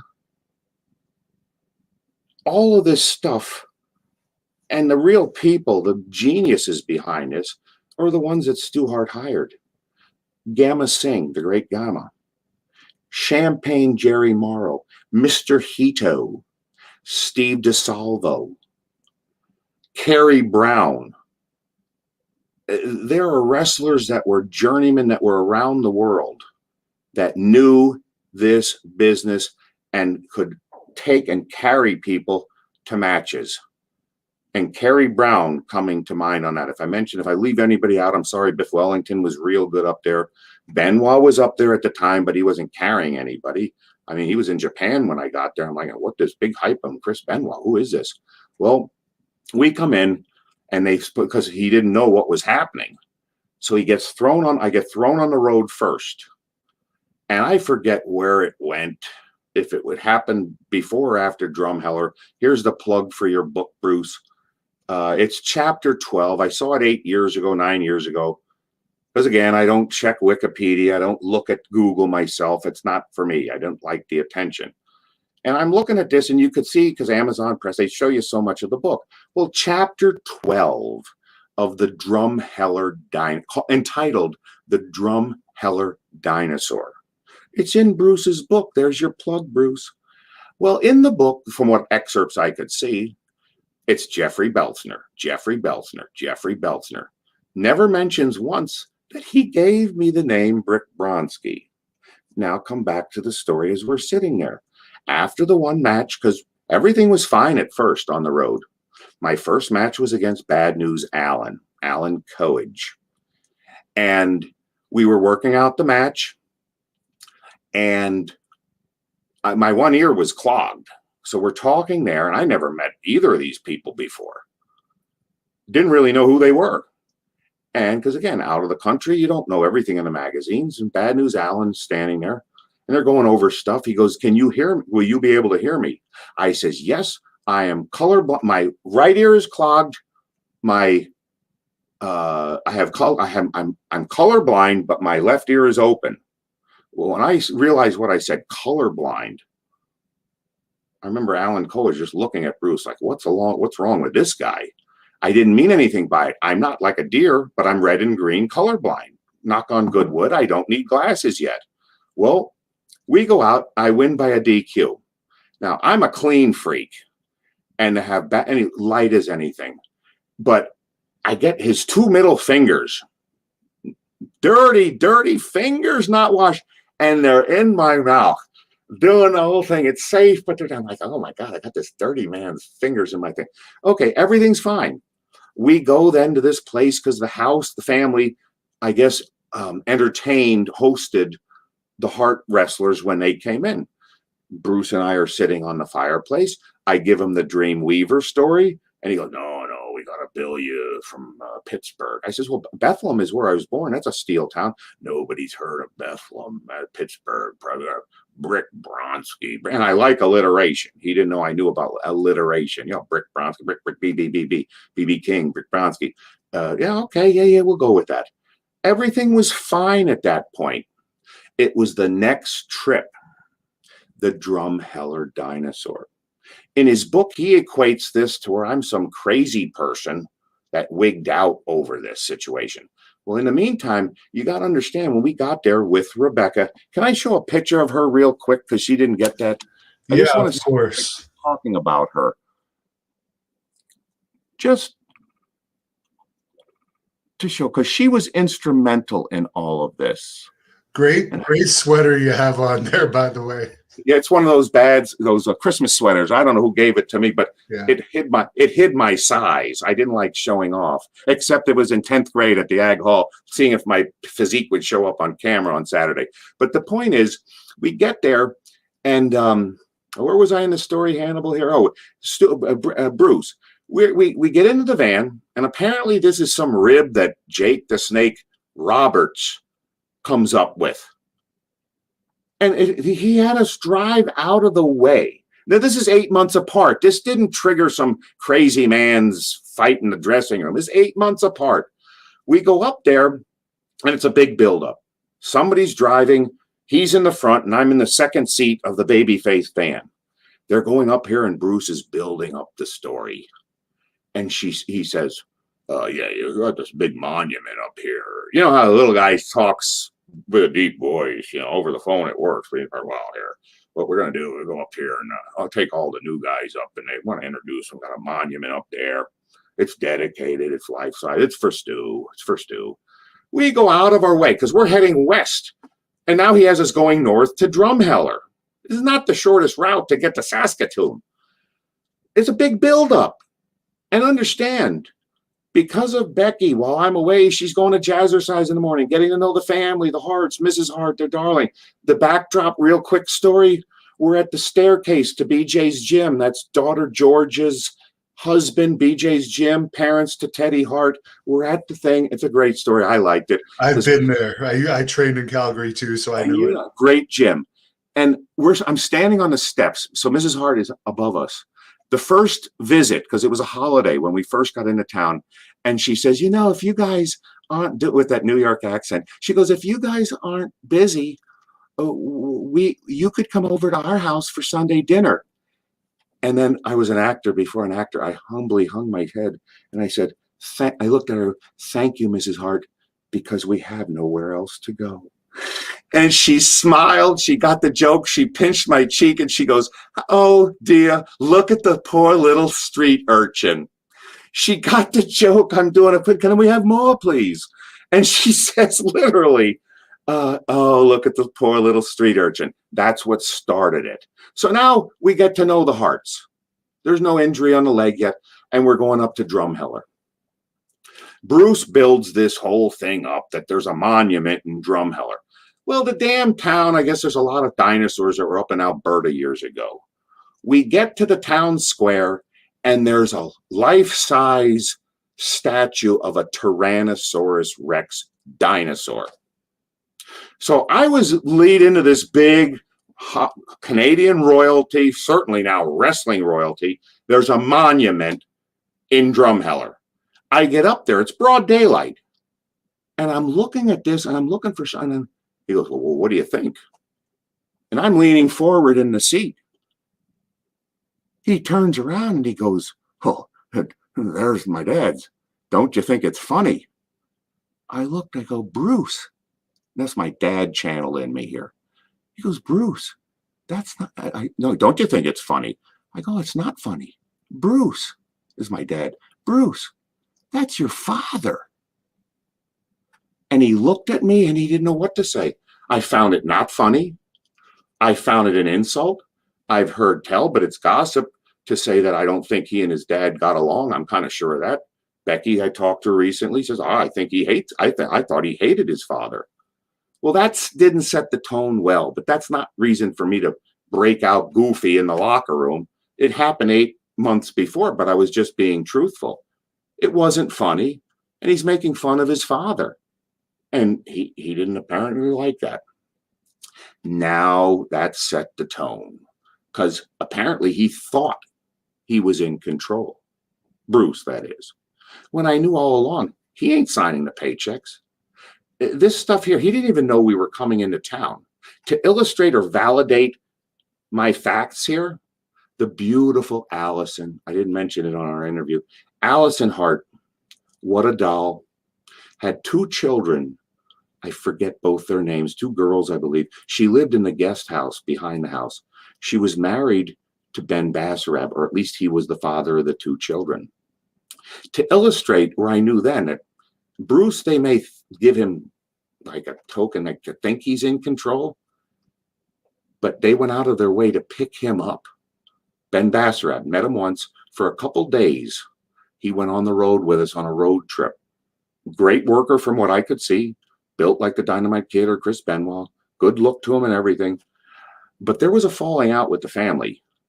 And when Bruce did this and put him on the road with us, I didn't say anything. This is early on. I didn't say anything, but word got back to Stu and Helen, the father and mother-in-law, of what Bruce did. It was like that Bruce Hart could not take Ben Basarab on the road anymore. What the heat was between Basarab and the Harts as their son-in-law, I don't know. That's none of my business. All I know is Mr. and Mrs. Hart overrode whatever was done that week. with them trying to bring Ben Basarab back. So like I said, it was Great Gamma, Mr. Hito, Champagne Jerry Morrow, and those people there, Steve DeSalvo, and of course, Kerry Brown, Mr. Hito, Kerry Brown, Steve DeSalvo. Shinya Hashimoto was Hashif Khan. Not saying I learned much with him, but I wrestled him a lot up there before he went on to IWGP, how many time champion. And God bless him. He may rest in peace. I'm just lucky to be alive. And so here we go along the road. Now, leading up to what you're looking for here, and this has to be told from my standpoint. I knew what was going on because they put me in a 6-man tag on TV. It was Mr. Hito and Biff Wellington. I mean, we did the job, and it was against Bad News Allen, Steve DeSalvo, and maybe Champagne Jerry Morrow. I'm not sure. But the comeback, because they were teasing a breakup between the others, and I got over big, just coming in, slamming everybody on a hot tag and whatever. But when I got on the road, the people were just, after that's on TV, people were going crazy. I'm still green, but they just saw this on TV and went crazy. Well, at that point, I don't know what their thinking was to just, like, not just sugarcoat it like they did with Pillman, because, again, what Ross Hart said, I can't agree with. Pillman deserved every push he got. He was talented. He's one of the best people on the promos and stuff. When I got there, I'm like, I never resented his push, as they call it. Now, granted, Bruce rode along the coattails because he, like Ross, should have stepped out. You know, just the size factor just didn't work. It just, it didn't work. I will say this. Bruce came to me one time and he said, you know, the muscles are just a gimmick. He was bleaching the hair. He always wears a hat, has that mustache that doesn't match his hair. But he did do one time, he pushed up his head, his forehead. He had a head of hair. He wasn't bald. But his forehead, just illustrating about a gimmick, anecdotal analogy again, with regards to, I mean, the crisscross looked like fencing. I mean, only Devon Dudley, Abdullah the Butcher, and Dusty Rhodes, to the point where it damaged his eye, where he couldn't hold his eye up. I've never seen such railroad tracks on a thing. He's just all a gimmick. Muscles, bleached hair, or whatever. There were times, I'm just saying, like autistic savant, there were times like my Christopher Walken, there's Frankie and Bob are going to take this hard.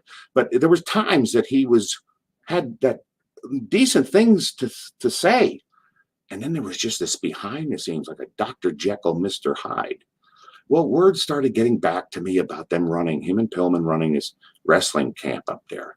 And I'll just say this again, an anecdotal analogy. If I'm going on auditions in New York and you see a guy come up and say, oh, you look like Hulk Hogan, you're a fan, I love you, muscle, blah, blah, blah. You go down the street, you're watching him, and he's mugging an old lady and grabbing her purse.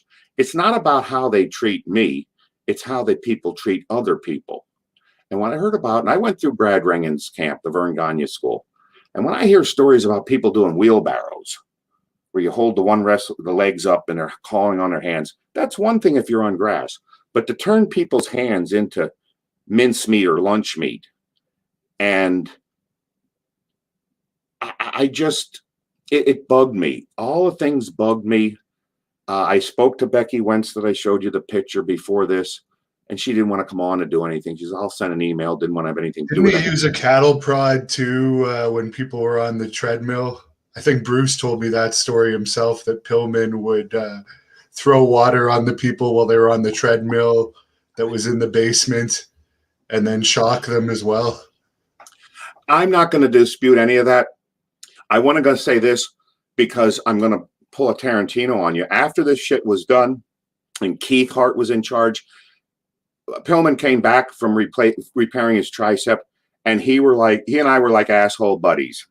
That's not a gay connotation. That's just like, you know, two guys on the road getting along. Bruce is no longer in charge. And before I left the territory, he came back. You go into the mini market when they're getting gas. Some wrestlers go in, some don't. He goes, do you want anything? No, I'll walk in with you. We became friends after this whole thing. But when I told Rebecca this, I says, I want to not talk negative about it because we became friends after that, at least to make amends, not where you just ignore each other. And she says, well, I didn't know that. I'm just saying he was a cocky jerk. Now, again, that's hearsay, but that's what she said. And he was. But the point is, I didn't begrudge his push. He did not just coming from the NFL. He picked it up quick. He was great on promos, and he could move in the ring. It's not it. He had a look to him and anything. That wasn't it. It was the personality behind the scenes. And what's interesting of note right now, to jump ahead, is I mentioned Allison, class act. She had a picture of Robert De Niro's it was called a one sheet, but it's a raging bull was in her kitchen. So she was a bit of an aficionado of film, so to speak. I mean, who knows even what the hell Raging Bull is? Class act to Allison. At times when I was with Becky, I'm like, boy, if I wasn't here, I'd be looking at Al. No offense to anybody, but God, Allison was wonderful. I mean, Diana was married and all that. But the point is, Wayne Hart, I wanted to say, the referee, the other brother. I mean, I was familiar growing up watching Tommy Young, but a shout out to Wayne Hart. I believe he's still going. He was a good friend up there. We'd go to A&W. He took me back to his apartment. He owned a double duplex with the Dynamite Kid, where he was the manager because he was always in Calgary and lived in one of them. But he was showing me the difference between sushi and sashimi, and he's cooking raw fish in a microwave. Could do a Rubik's Cube behind his back, and we played games and stuff together. But I learned so much from him as a referee that literally we'd go to the ring, to the curtain, and he would say, "Now just no, you don't have to see anything. Just listen." Gave new respect to Larry Zbyszko, not taking 20 minutes to take his shirt off, and he said, "No, it's all what the old applause meter was." He goes, "This is what's there." But in the ring, he warned me early on. He says, "Brick, I'm telling you right now, if you don't kick out when you're supposed to at 2, I'm not going to look stupid as a referee. I'm going to count you out. I'm going to count 3 and you'll be pinned." He told me, because the camera's usually on one side back then, he'd do a horseshoe. He goes, "You never get between the camera and the action. You circle around the horseshoe of the ring." And the other he said was, if I'm involved in an angle, and the classic thing, if they go to pick you up for a body slam and the legs are supposed to run into the head of the referee, he goes, "Don't think I'm just going to take a bump." He goes, "I grab, like I'm acting like I'm stopping it.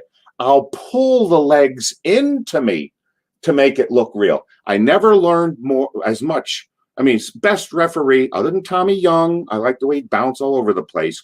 But Wayne Hart was on top of the game. Now it segues into the Wayne Hart story.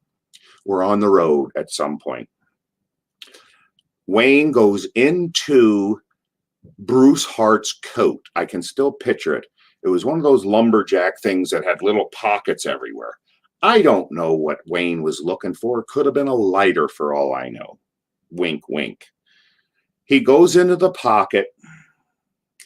He pulls out a piece of paper, easily handwritten, delineated on the upcoming results of a match on a day before the card even took place, along with critiques of the matches and the so-called star rating. Well, it turns out I knew about Meltzer's newsletter. I had it beforehand. But once you went on the road, they kind of kayfabed me until I got in with Diana, who's now giving me Meltzer's newsletter. And I'm reading reviews. -4.5 stars. Worst match in Calgary history. Worst match in the history of professional wrestling. Well, here it is. Wayne, not me, looks in, pulls out this thing. This is the little piece of paper that's going to Dave Meltzer's Wrestling Observer newsletter. Here's your plug, your pat on the back before you get the punch in the stomach. There's after an old line. And we're talking figuratively, not literally. And we're looking at all this and the results of it. Wayne's showing me, he goes, "Well, it's one thing," and he's talking about his brother. "Well, it's one thing to do something this stupid or this corrupt," whatever his word was. He goes, "It's something to do something like that. But it's even dumber to leave it in your coat pocket for somebody like me to find," meaning him. We put it back into the pocket and went our way. It didn't mean that much. And Pillman was his boy. We get that. But as what's your competitor call him, Uncle Dave? He should have done a little bit more researching as a broadcaster, as a journalist. because it's called yellow journalism. You should have had some common sense, some good goddamn common sense to look at it and say, my matches are on TV. Are they the greatest? I don't know. But they take a match that wasn't first, and if you look at it now on YouTube, they're the opening matches. They weren't the opening match. Am I great? No. But it ain't no negative 4.5 stars. But here's where you screwed up. As smart as you think you were. And there's Bruce Hart in his book calling me, or in his interview, 3 times in a minute and a half, that idiot Beltsner, idiot Beltsner, idiot Beltsner. Well, I'll tell you what, Bruce, we may not be the same, but I'll take an IQ test against you any day of the week, and you're a smart guy. You were pampered, but you ain't no dummy to that degree. But here's my question to you. When I hand this fanzine to Kerry Brown, which what they weren't thinking, both of them, Meltzer and Bruce, looking at it and say, well, this guy was so bad, they forgot about the person with whom I was in the ring. So when your negative bastardization of the art was a reflection on Kerry Brown, when I showed him these reviews, a negative 3.5, 4-star, worst match, whatever, Kerry was livid. He goes, quote, I could have a 2.5-star match with a broomstick. What we have here is a stooge. And he went running across the dressing room looking for Ross Hart. So Ross, I'll give you credit for being probably the most honest in all your interviews. And all you said at the end, well, I think Pillman got the upper hand. Well, we'll see about that. I'm getting to it. One other thing I have to mention, why would you give a match from your own company negative stars? Because it's also a poor reflection on your own company. You should try and protect it. Now you're on my side, Mr. Hannibal. Yeah, but Kerry Brown did not appreciate it. It was dumb. They should have just said, I think in the last interview, I said, just say 0.5 star, 1 star. Just subtly make Brick Bronsky go away, which is what they wanted to do. Again, trying to destroy the people they don't like, to quote somebody famous. And I looked at this, and it didn't bother me at the time. It's like, I'll move on. I don't need Meltzer, and I don't need the guy. At the time, he was in a trailer next to Jim Rockford from the Rockford Files, meaning they lived on a trailer on a beach. But anyway, it don't matter where you come from. But the point is, he should have done a little more research. But you're absolutely correct. It's a poor reflect. When he went beyond Stampede Wrestling, he went to the worst match in professional wrestling history. So yes, you're right. They should have fired me. If I was that bad, they should have fired me long before I got there, or saw some tapes, which they didn't, or understood early on. The guy the guy does have 2 left feet. Oh, he's a 275-pound man that can do reverse handspring spring up to a whatever into a jackknife stand-up. It's like, I'm not putting up myself. I couldn't throw a drop kick. Without injuring myself. Owen showed me, if you'll notice, Owen always used a mule kick, drop kick. He showed me that. I go, I can't throw a drop kick. Neither could Hulk Hogan, though, by the way, but you definitely had the look. I will give you that. You went on to go into movies. So it's not always technical ability. It's true. I'll quote Stu Hart, because I got some good Stu Hart stories. He said to me, and that what endeared myself to superstar Billy Graham in one of the pictures years later. And he said to me, you're the best looking specimen I've ever seen come through the industry. He says, you have a beautiful chassis, but we need to get an engine. We need to put an engine in you. So back to where I'm on crutches. After the Edmonton thing, you'll see it in a January match from Stampede. I got white boots. In April, I got brown boots. There's a total difference there. Am I perfect in the ladder? No, but there was misplacement of things. Didn't know placement. It's a sequence. If I'm getting up to go from here to there, got to pick up things along the way and pick them up along the way back. You don't go from here to there and whatever. The point is, we get up to the setting time. I spent those 6 weeks were priceless. Hannibal. I was able to live with Davey Boy Smith, the British Bulldog, and his wife. That's a separate story. When I fractured the tibia, Becky, who you saw, was already in with the Hart girls. Well, where we were staying at the 333 house, we could not I couldn't function with an old school cast on my leg. I couldn't even wash my head under the spigot of this little old thing. I said, we have to go. When I went to Sunday dinner, we had to go. Diana Hart, I never met the British Bulldog yet. And she said, you don't have to leave. She discussed it again on the side of the Harts of the business. She said, you don't have to leave. I spoke with Davey. We want you to move in with us. I don't think they would have let Davey boys, Diana wouldn't, Bret Hart's sister, I mean, she was gorgeous. I'm talking, and she still is. We're talking a page 3 Calgary Sun girl and never did nudity.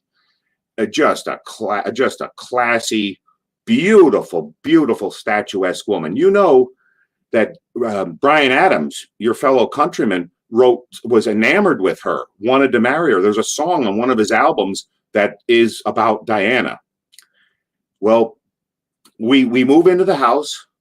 I remember they had a bidet in the main bathroom, which I could wash in a tub, and the bidet wasn't used. It was the children's toys in it. Well, anyway, when we get there, Harry Smith Jr., that you know, is Harry. I don't know what he goes by now. It's Harry Smith. It's Davy Boy Smith Jr., but it's Harry Smith. Anyway, he was in diapers. I'm sitting on a couch with a crutch, on crutches, and all he wanted to do is free, free, free. Channel 3, you had to have on, because that was the dial to watch tapes, wrestling tapes. I never was a tape trader. I was a fan. I'm sitting there, Hannibal, watching Satoru Sayama, the original Tiger Mask, and Dynamite Kid Tom Billington from Madison Square Garden, and which wasn't televised. I see that tape. And then I'm watching not the same match, the same matchup from Japan. Oh my God, it was 3 times more complicated than from Madison Square Garden. And Davey Boy told me all the wrestlers came around and watched through the curtain in Madison Square Garden to see this match. Dynamite Kid and Satoru Sayama. We're paused on this end. Can you still hear me, Hannibal? I can hear you, but I'll try taking you out and putting you back. That might you're still frozen. Maybe not a good look on me either. Just saying. Yeah, no. You got a great sense of humor, my friend, and I still respect you getting in the ring with Abdullah the Butcher, the mother. And I'll tell you, go ahead. Is there any way you could log out and log back on? He's not in. Dale! Oh, I don't know how to run this shit. I'm greener than a green. I'm greener than a green pepper tree, to quote a local yokel. We may have to eventually do a part 2 on this because your answers are so detailed. And Mr. Schneck, we got froze here, and Hannibal's asking if we can log out and log back in. I know. I'm watching you on television, and it's getting really bad. Okay, so here's what happened. They got a bad look here, and it doesn't. I do love this look. I'm using this as the screenshot for the video. It's in one of the movies, I'll assure you. Okay. So hold on, we're on this, Hannibal. Your daughter finds this funny too. She's watching. Yeah, I'll bet she does. I'm not sure. I guess I can. You want me to log out totally? I don't know what you're asking. What are you saying, Hannibal? I would say just log them out and then click that same link again. That'll refresh it. All right, I'll try that.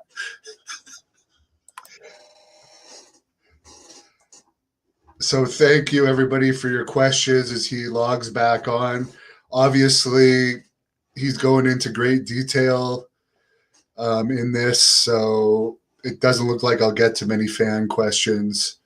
We'll give his daughter a shout out because she's the one that helped hook this interview up, and I'm hopefully going to interview her one day.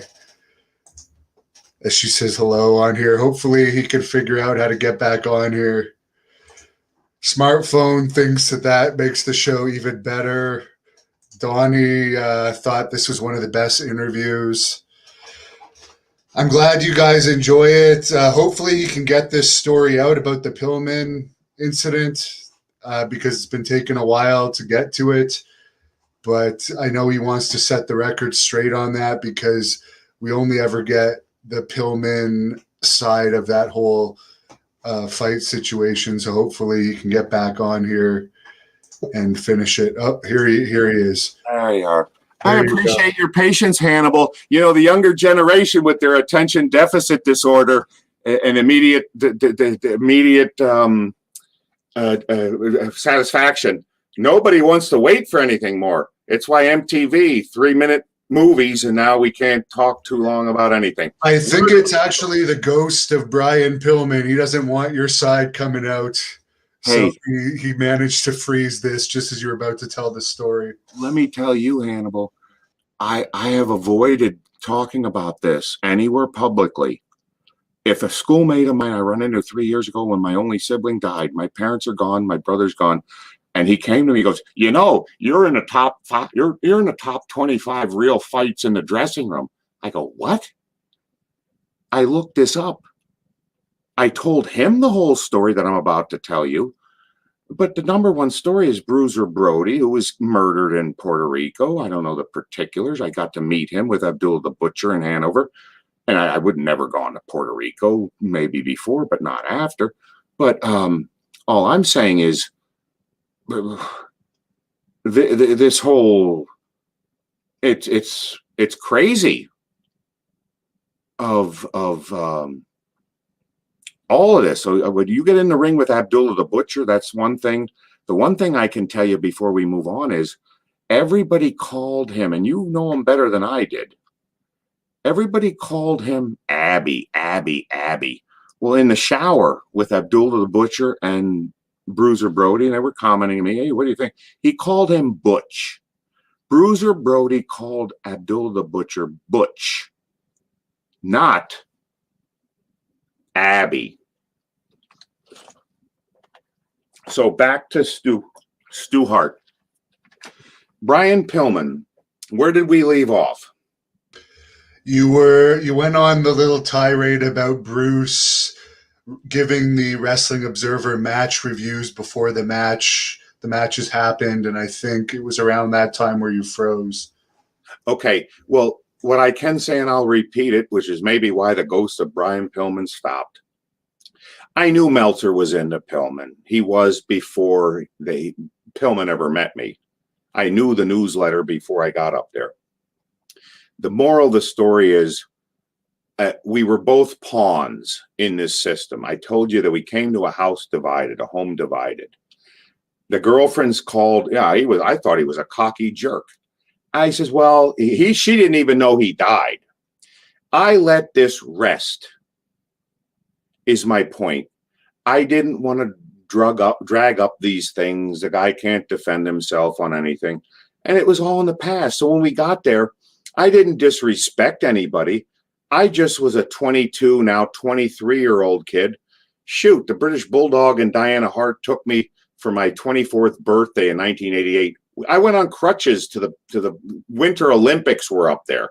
Now we're living into the same house with him, which drew things closer. Yes, we found the results for Meltzer's newsletter in the pocket. Wayne did. And it comes back, and Wayne said, if you didn't catch it, well, it's one thing, my brother, to do this, he called it something which was crooked. You don't review matches, give reviews before the matches occur. But he did. And he goes, but it's even dumber to leave it in his coat pocket for somebody like me to find. Where you commented and said, well, he was known to do certain things, but they were trying to blackball me because back then you had a handful of smart fans or whatever they called them. And the rest of the people were really, it went back and forth with the industry. Ross Hart was the connection to Meltzer. Finkel was the WWE. Howard Finkel, may he rest in peace if he's still alive, was a connection to Meltzer. And Ross Hart and Finkel were friends, from what I understand. Okay, we find the stuff. We move on. I realize now that this guy doesn't like me, meaning Bruce. It's like, well, guy told my dad years ago, customer, I'm not running, or he said to the boss, I don't like your boss. He says, well, I'm not running any popularity contests. And the guy sent time out for my dad to go back and tell the customer he's not running any popularity contests. I wasn't cared about any of this because I was caring about the sport. I love this business. I grew up watching it. It wasn't like, how can I be a star on TV? I took it very seriously, and I took family very seriously. That's why when I say my parents are gone, my brother's gone, I'm the only one left. And he was 3 years younger, and he died 3 years ago. Massive heart attack, and he's in better shape than I was, or he was in better shape than I am. And I just couldn't see Bruce, just besmirching his father. Okay, we jump ahead. We find the stuff in the thing. Now we'll jump ahead to the story. I told you about Wayne Hart, one of the greatest referees, not just that I knew him, I learned from him, and you watch him in the ring. He knew what he was doing to make the sport look good. He wasn't going to make himself look bad, but he knew what he needed to do to keep it real. Okay, now here's what happens. As things progress, now we're back on track. I shatter my tibia. Diana Hart brings us into the home of the British Bulldog. Driving up the driveway. Oh, I just wanted a reasonable home, but Diana had to be on the lifestyles of the rich and famous. All the wrestlers wore the cowboy boots, and they drove these damn Ford Broncos. None of them knew about Fords. Always broke down, always needing a fix, whatever their acronym is. Well, I will say this, and a little side story. When Davy Boy Smith would sing along to a song, he had a clear British accent all the time. But when he sang along to an American song, George Michael or otherwise, he had no British accent. He loved when his mother came into town. And one of those pictures, Hannibal, the picture that a fan took with me and Stu Hart arm in arm in the dressing room, it's right next to the one with me and Steve Blackman. There's a little girl looking in and caught in the shot. That little girl's more important, as far as I'm concerned, than me with Stu Hart. That's the picture. But to the left of that picture, there's a little girl looking in. That little girl, that's Jeff Sibach. But that little girl next to the picture of Stu Hart, maybe you compose it.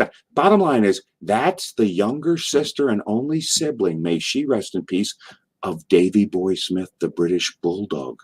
She and Davy Boy's mother were in town while we were living with Davy and Diana, and she happened to come to the matches that night. So 6 weeks there, I just want to say this. Now we're coming everything together with Calgary. I'm living with Davy Boy Smith. I'm watching with Harry Smith, Channel Free, Channel 3, the tapes. But I'm sitting with Stu Hart every morning for Jazzercise. I'm dropped off. The kitchen was picture perfect. Harry Smith, the little guy that's now the big wrestler, great worker. He's in there. He's a toddler.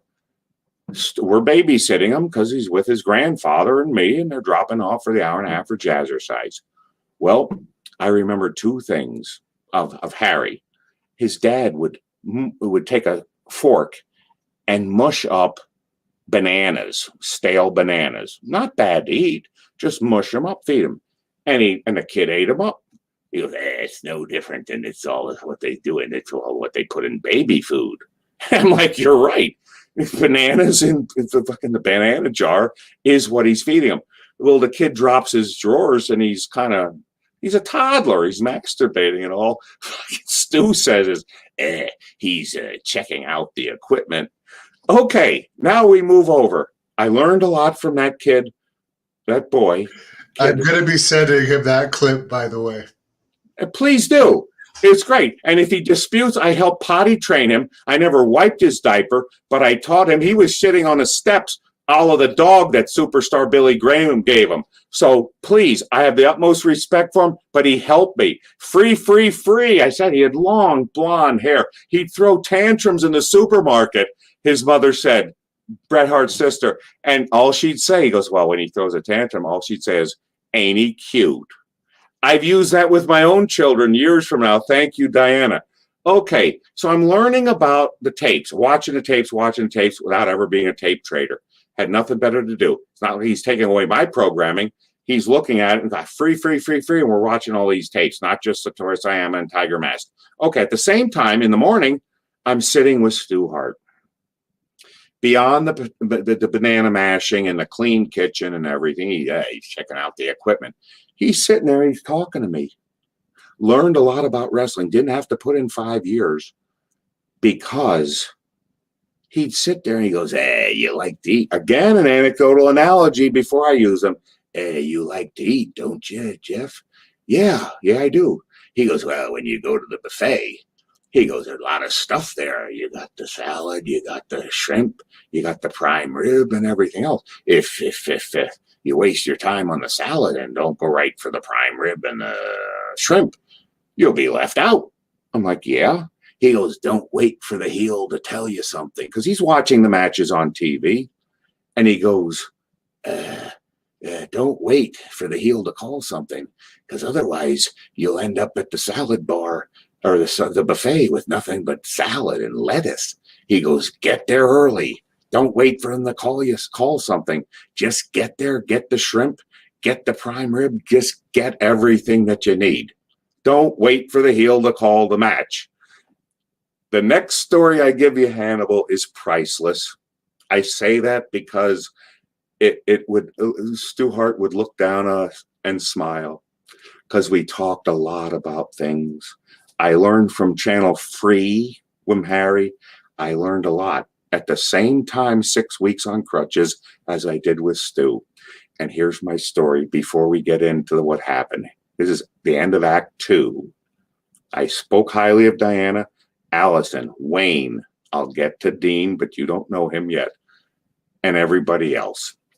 Okay, you know about the Drumheller dinosaur. Okay, we're sitting there, and Stu Hart tells me this story. Now, this is coming from him. Now, you know this business was based in Kearney. He goes on to tell me, because we're just sitting there, we're watching some damn programming in the morning from the States. I don't know if it's Oprah or Phil Donahue or if they were even on the air then. And it didn't matter because I'm talking to him with the mushed bananas and he's testing out the equipment. Well, we were standing, he had long blonde hair. His mother had him with hair. He had the mullet. Harry Smith had the mullet before anybody else, the boy. Anyway, he tells me this story about a female wrestler. I forget her name. If I remember the name, it's not worth it to besmirch her because I don't remember the name. It's not matter.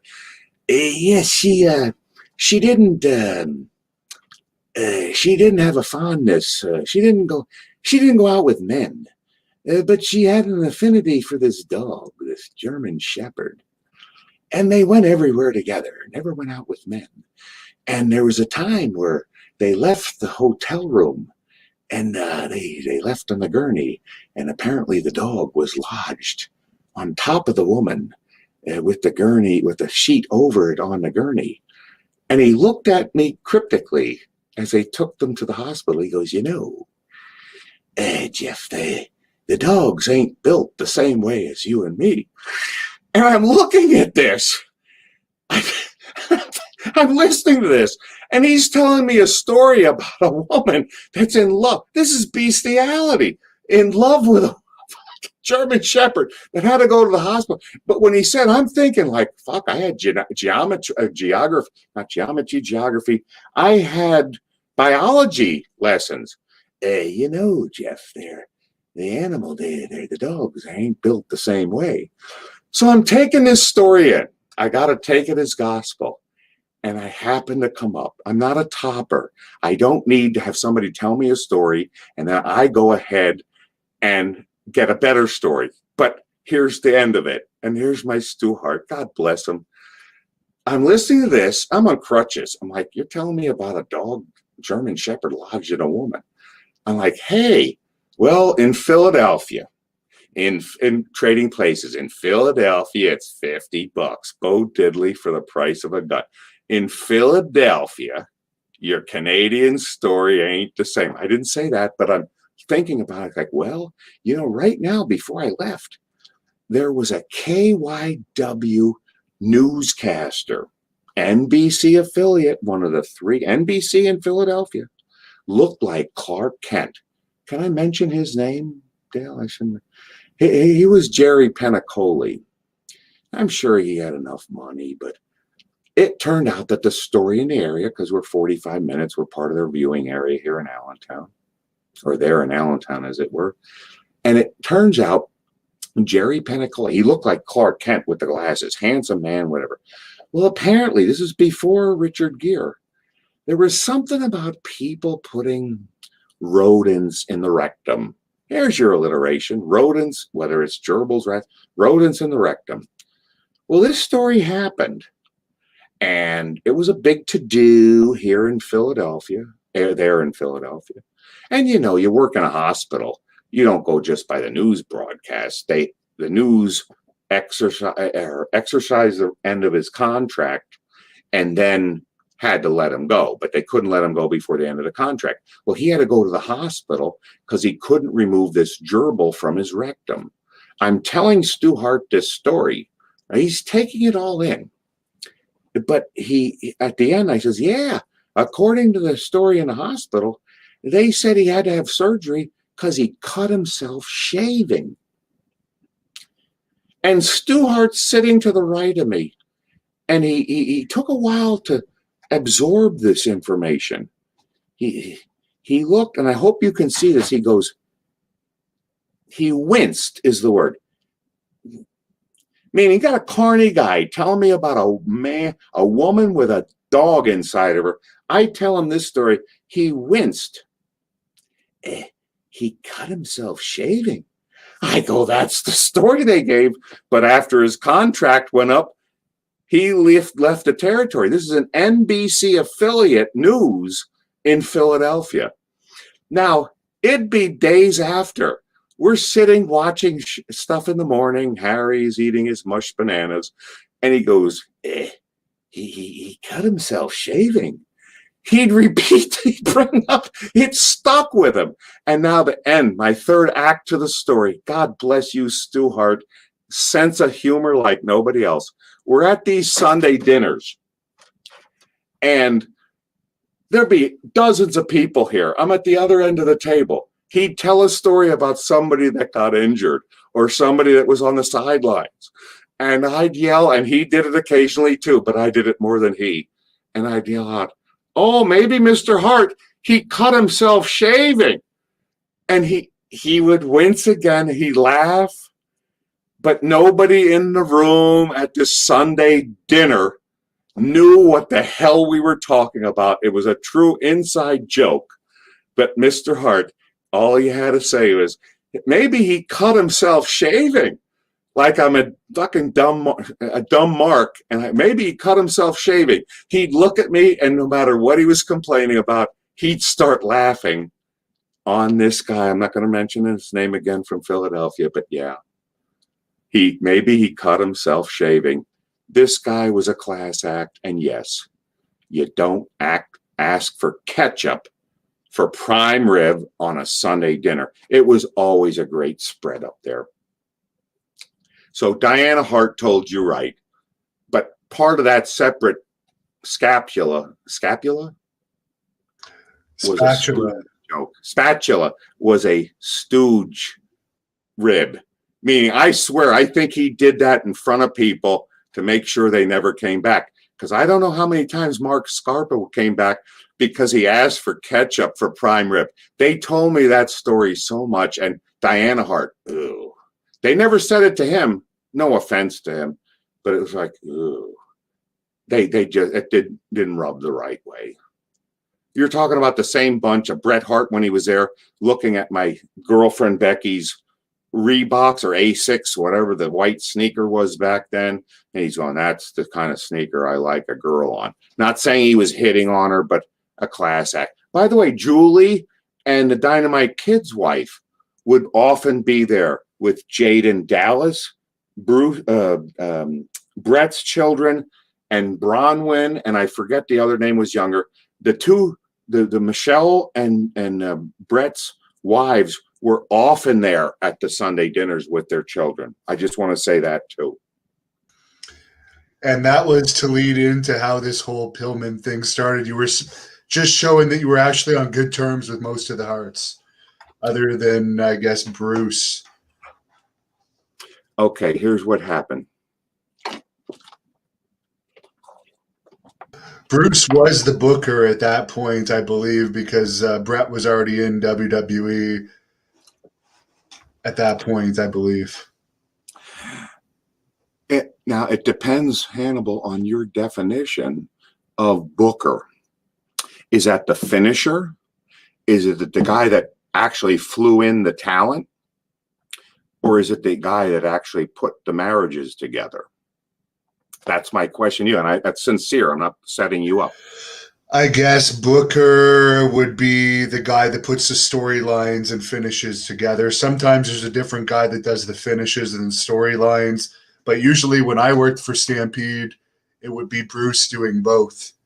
Although Ross would do it on some towns that had a different storyline than the Calgary shows. I'll just say this, because I do know that the Harts had, even if the irony here is that, and Becky said, that's gossip with what Becky said. But I mean, I never got up into the office where Mrs. Hart, their office, I was at the downstairs all the time. Becky was up there with Mrs. Hart in where they had the filing cabinets. This is before internet and the phone line and all the records of anything. The Harts ran, Mr. and Mrs. Hart ran the show.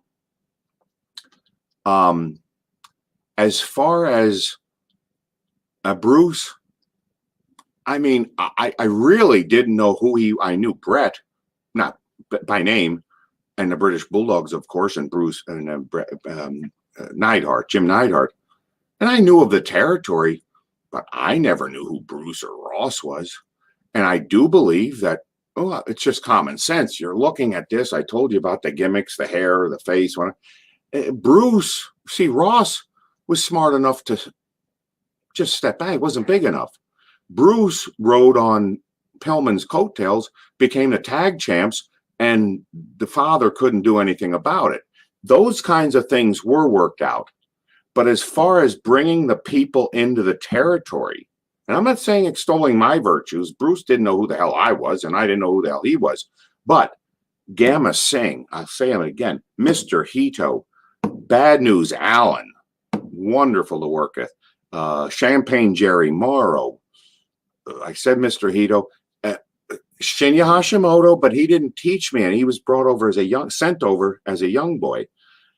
But Steve DeSalvo knew what he was doing as a strongman. He could structure 3-act plays, if you will, do whatever he needed to do, and got over. They stuck me with him, and not saying stuck. Sorry, Steve, I spoke to him a year ago. Great guy, lives in Minnesota now. Stiff as shit, stiff as heck. But he knew enough about the game. It's just he was too stiff for the business. It wasn't the days of the Bruiser and the Road Warriors, just as 10 years later. But Bruce was put in a position, he put himself in a position as however you labeled him. It's because the Mr. and Mrs. Hart looked out for him as the second child. He was Bruce's Bambi, or Helen's Bambi, according to the Dynamite Kid. I'm giving little foreshadowing to lead up to the story, but as I'm living this, I'm like, I had nothing against anybody. I was put in a position where, from Bruce's side, like, why are you going to my dad's dinner every Sunday? I was invited. I mean, I was put, and Pillman as well. We were pawns. I said this before. I don't know if you saw this part, Hannibal. We were pawns put in the middle of a chess game. Bruce, Davey Boy, had a thing against things.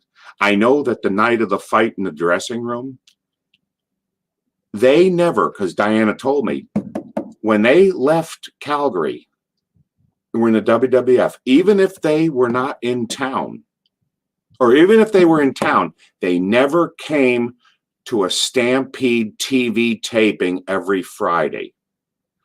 I was the first time that brought them to the Calgary TV taping is because of this buildup to the fight with Pillman. And to backstory this, Davey Boy Smith, I'm living with him.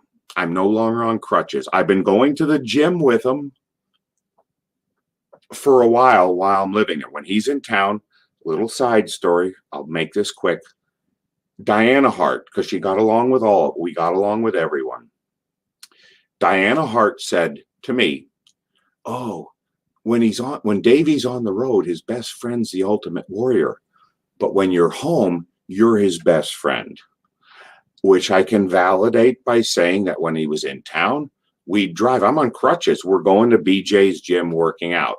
So before you ask, because I've done enough research, I worked out with the British Bulldogs often. He had the second or third largest bench press, which was over 500. Dino Bravo, and I believe the Barbarian, not Nord, the other one, had bigger bench presses. So I would work out with him regularly, and sometimes I was on crutches.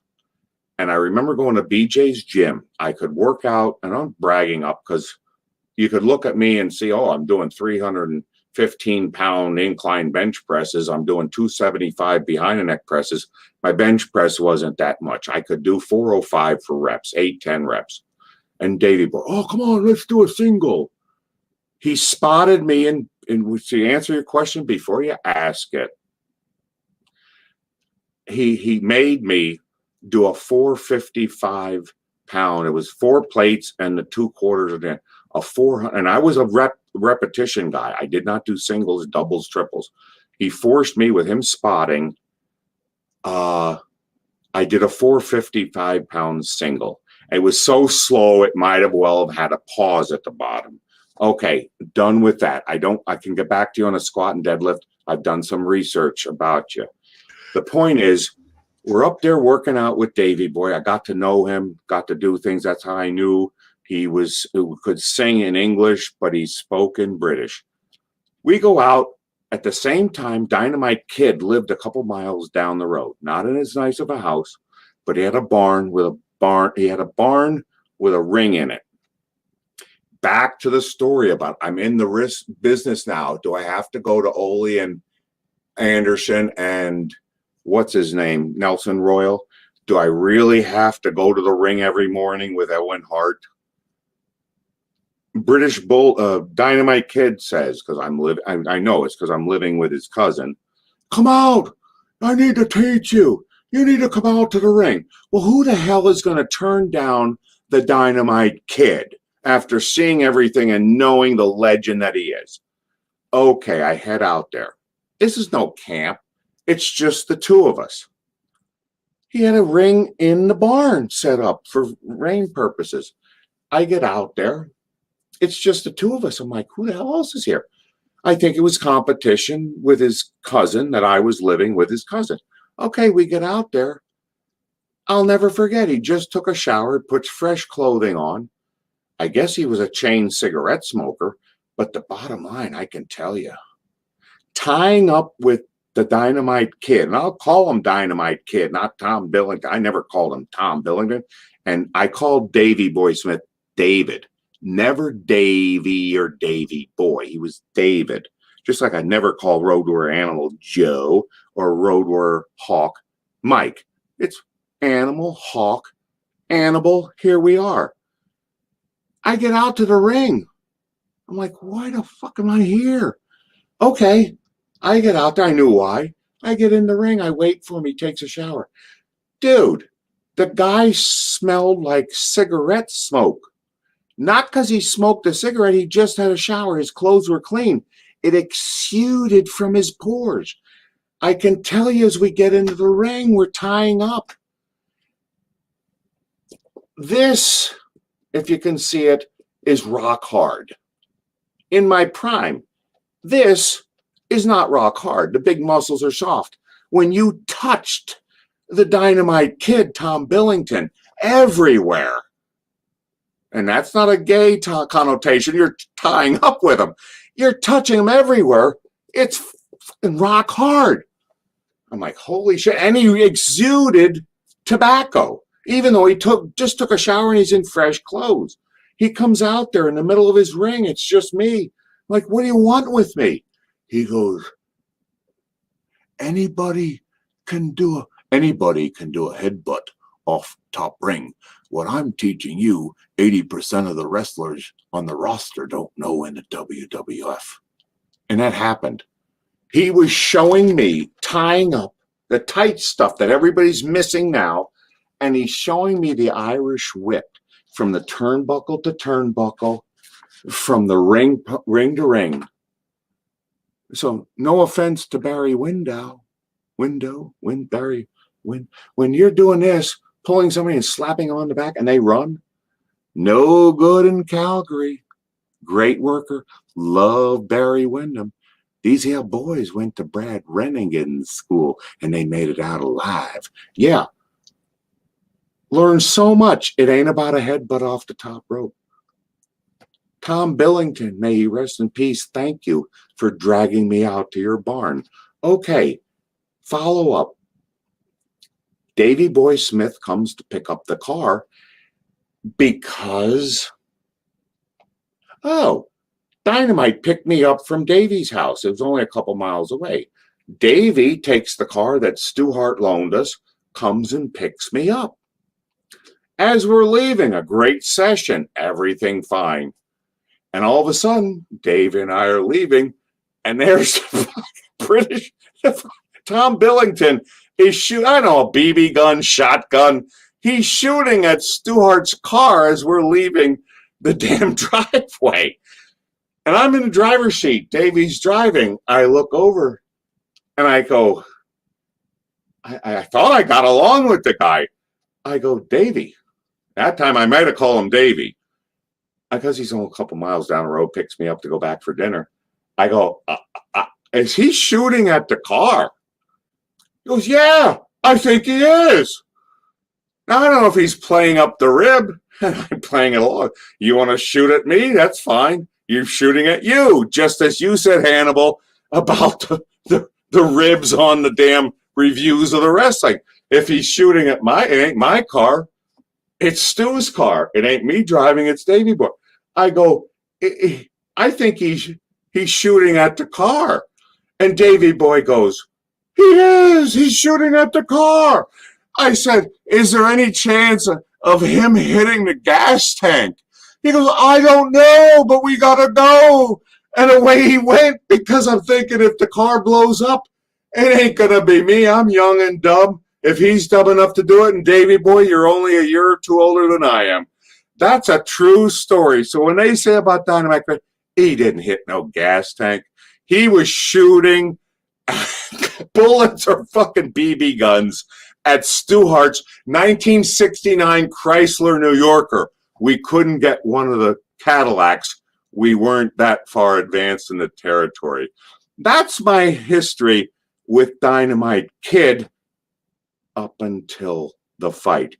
Why don't you ask me about Matilda, that damn dog? Should have been put down. Should have been destroyed humanely. And then we'll move on. You'll get everything you want, Hannibal. You spend your time, you'll get everything you want. God bless you. I will never get in the ring with Abdul the Butcher. And when I tell you about when I met Dusty Rose, and all I do to mention the town Allentown, and he goes, yeah, I was there, Allentown, Pennsylvania. It was that show, not at the Ag Hall, NWA thing, Superstar Billy Graham with his the karate gimmick before he got big. And I said to Rhodes in the car, oh yeah, we're from Allentown. We were ruined from the beginning, Hannibal, because I said, we're from Allentown, Pennsylvania. Allentown, Pennsylvania. Oh my God. All I can remember is that match with Abdul the motherfucking Butcher. That's his line. It ain't me cursing. It's in Allentown. That with that Bill of the motherfucking butcher, and that hot tub with baby doll, and little Tully with baby doll in the.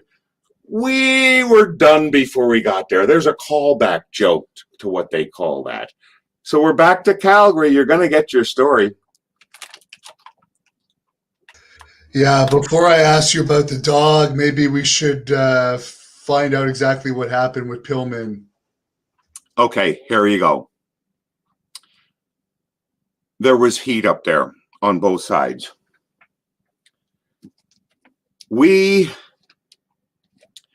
I'm now living with the British Bulldog and Davy's wife, but his Bret Hart's sister.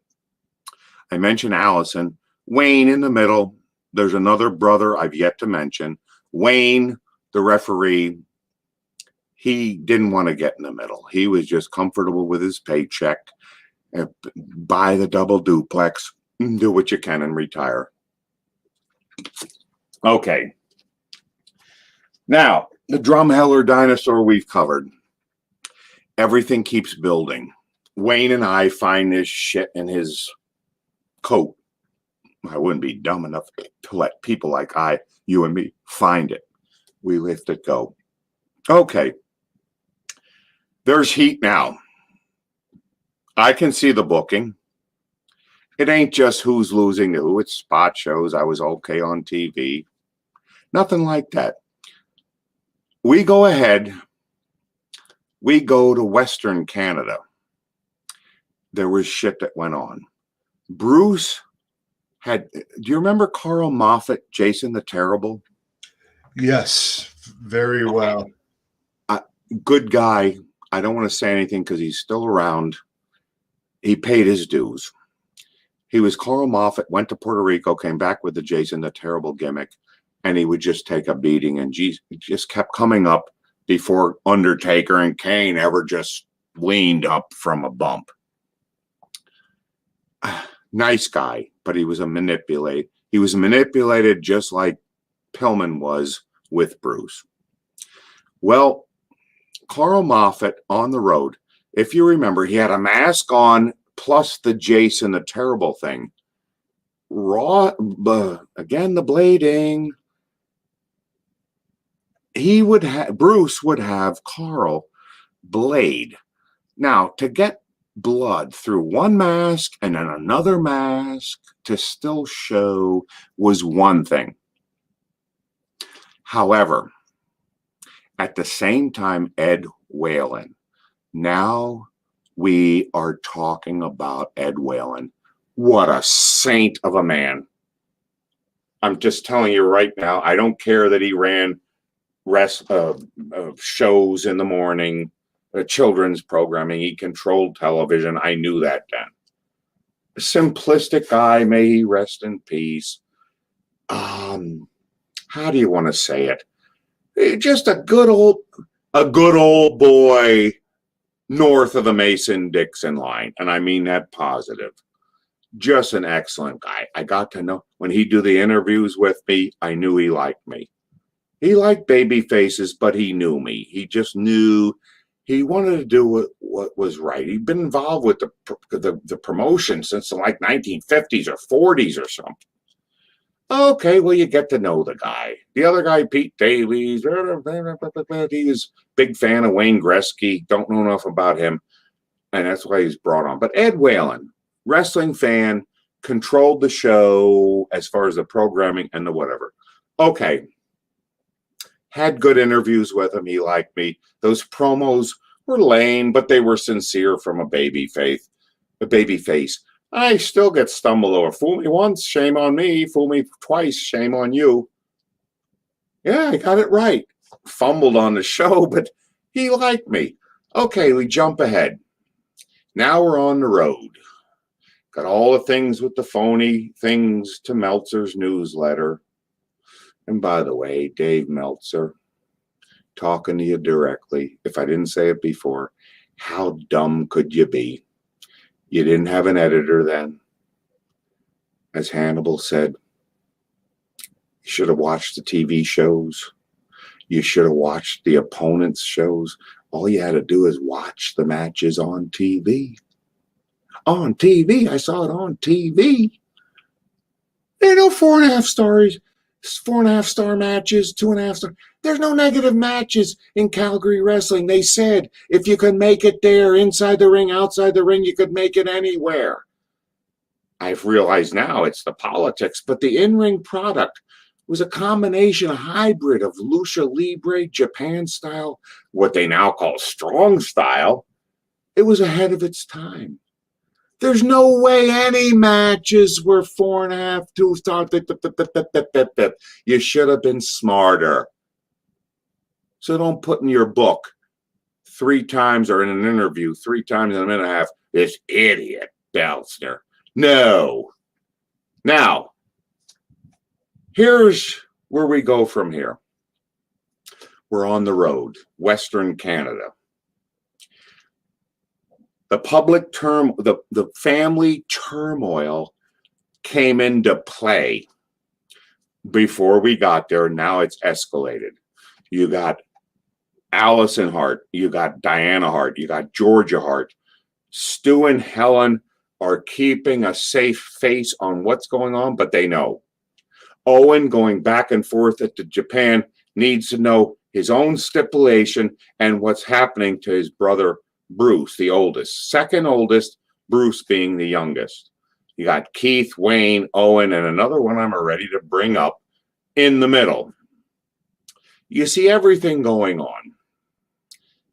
Everything's happening. And I'm looking there and going, shit, I got here. I was 23 years old. I don't need to, here's the cockiness part.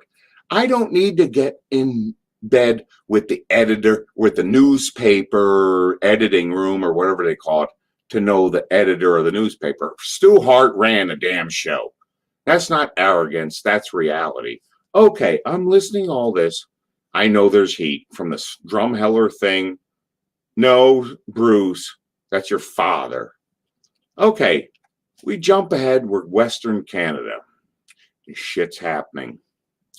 Bruce is having Carl Moffat, God bless him, is drawing blood in towns of 200-300 people, cutting through 2 masks so you could see it. I'm looking at this and I'm knowing that this is everything that the family, about which the family is complaining. I'm still living with the British Bulldog and Diana Hart, Bret Hart's sister. I'm looking at this and going, how do I react to this? I'll just sit back and say nothing. We go on the road. Everything's on the road. Hashif Khan, Steve DeSalvo, Kerry Brown. And Steve DeSalvo, you're the best. But I learned a lot. I mean, he took me to a certain level, but Kerry Brown, you know, with Duke Wild, Duke, whatever his name was, great stuff. Point is, we get back. Now, the Hart family on the negative side, well, on the positive side, they are looking at me going, yeah, he's on our side, which I was. But I knew in high school, you don't snitch. You don't narc. You don't stooge on anybody. I went home. I'm just doing what I need to do. I'm picking up what I need to know. We come back into Calgary. This is before the trip to Montana. By the way, Bruce had people, Carl Moffat blading in 200 people spot shows in Saskatoon. Made no sense to me. Went against his parents' wishes, especially Ed Whalen. Okay, now we jump ahead. We're back. I'm looking at this situation like, what do? I'm too far along. I'm embedded to the British Bulldog and his wife, Diana Hart, that allowed me, Becky, to stay at his house and recuperate. I never met the guy before. He would have never let another man into his house with his wife. No matter what I looked like, it just wouldn't have worked. This was a family situation. Okay, they come back, and now I'm taking this all in of what's happening. Because I was never a big blading guy. I never bladed myself. I may look like crap, but I never bladed myself. All this stuff really, as a rookie, never made any sense to me.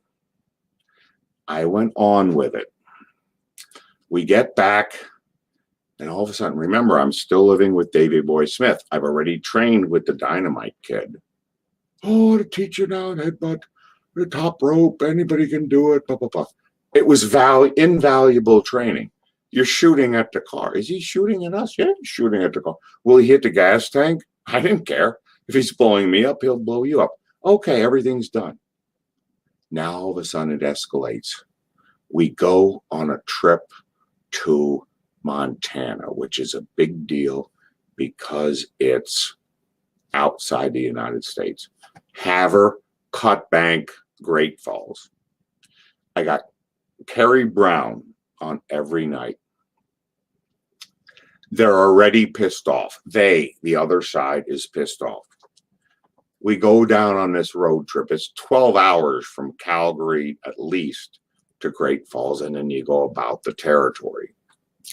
When we get down there,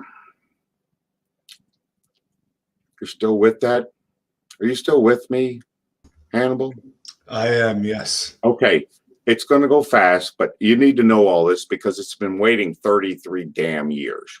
And here's it. I'm not being arrogant. It's just like I said years ago. Talk to me now because I won't remember it tomorrow. Okay, we go to down south. They're kayfabing me. You know what they're giving you the cold shoulder.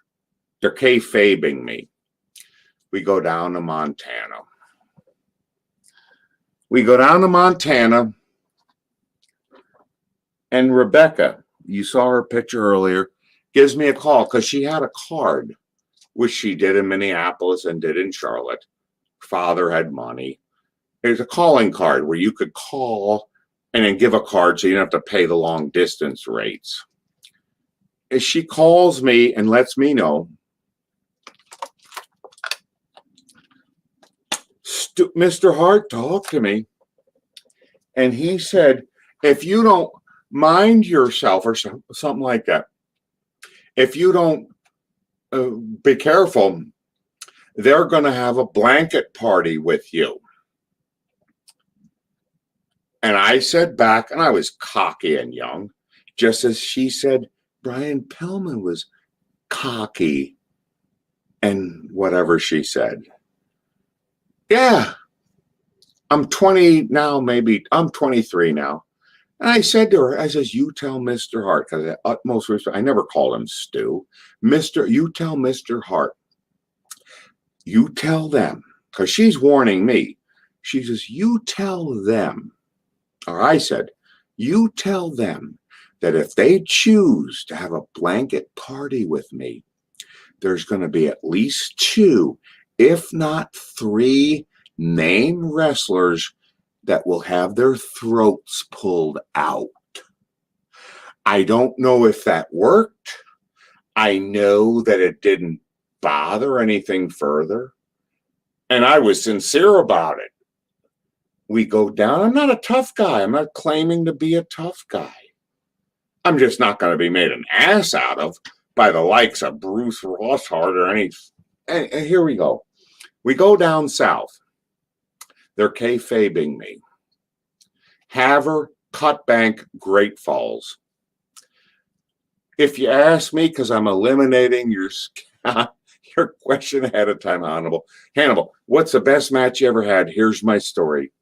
We get down there. I'm on a 3-city run with Kerry Brown. I have the utmost respect for him. Oh my God. We go down. We're together. Marriage, whatever you want to call it. It's 30-second Broadways with real Broadway. The people in the audience are timing it. It ain't 30, it's only 18. No, it's right down to the wire. So if you get to the edge at 27, 28, 29, 30, the bell rings, the whole thing. Oh, he's not pinned. It's a Broadway. Okay. We go on the thing. They're kayfabing me the whole tour. It's just as bad as Eastern Canada going south to Montana. We go to the three towns. I'm in with Broadways with Kerry Brown. Okay, we go into 3 shows. It built. At one point, everyone's a 3-minute Broadway somewhere in there. And Jason the Terrible comes up to Bruce in front of me. How did you like that? The baby face threw the heel out of the ring. I did that on match night 2. After the Broadway didn't go my way, I threw the heel outside of the ring. It was wrong. Thank you, Carl Moffat. You corrected me. When he said in front of me on purpose, did you see it, Bruce? The baby face threw the heel out of the ring. Yeah, I did. Okay, Great Falls, 3rd act, 30-minute Broadway. We get through the thing. I give credit, may he rest in peace, to Owen Hart. Everybody kayfabing me, ignoring me in the van. Owen Hart comes to me, who headlined the show. And this isn't staging me up, it's to stage the story. And Owen Hart breaks kayfabe, comes to me and says, out of the blue, I'm not soliciting anybody's shit. I know what I'm doing now. He comes and he says, Brick, you had the best match on the card. I was shocked. I go, thank you, Owen. And he was in the main event. This was like a co-main event. Kerry Brown with a 30. Who the hell gives 30 minutes to somebody? It's not a man. It was up there, but a co-main. I go, thank you, Owen. I said, I got to tell. And I just broke my own kayfabe with their kayfabe and said, I appreciate you saying that. The guy that roomed with me. And I said, here's what I got to say is, at that last minute and a half, I felt during the Broadway. I mean, I know you told us everything to do. I'm waiting for the heel. They also said, Kerry Brown he was so excited with the audience reaction that he hadn't thrown a drop kick in 10 years. I'm like, yeah, no, his foot hit me right in the face. Point is, he was excited. We get through the whole thing. I said to Owen, well, wait a minute. At the last minute and a half, we went to the come-along. I think there should have been another come-along. I was watching, listening to the audience's response. I think there should have been, in the last 90 seconds, could have been anything.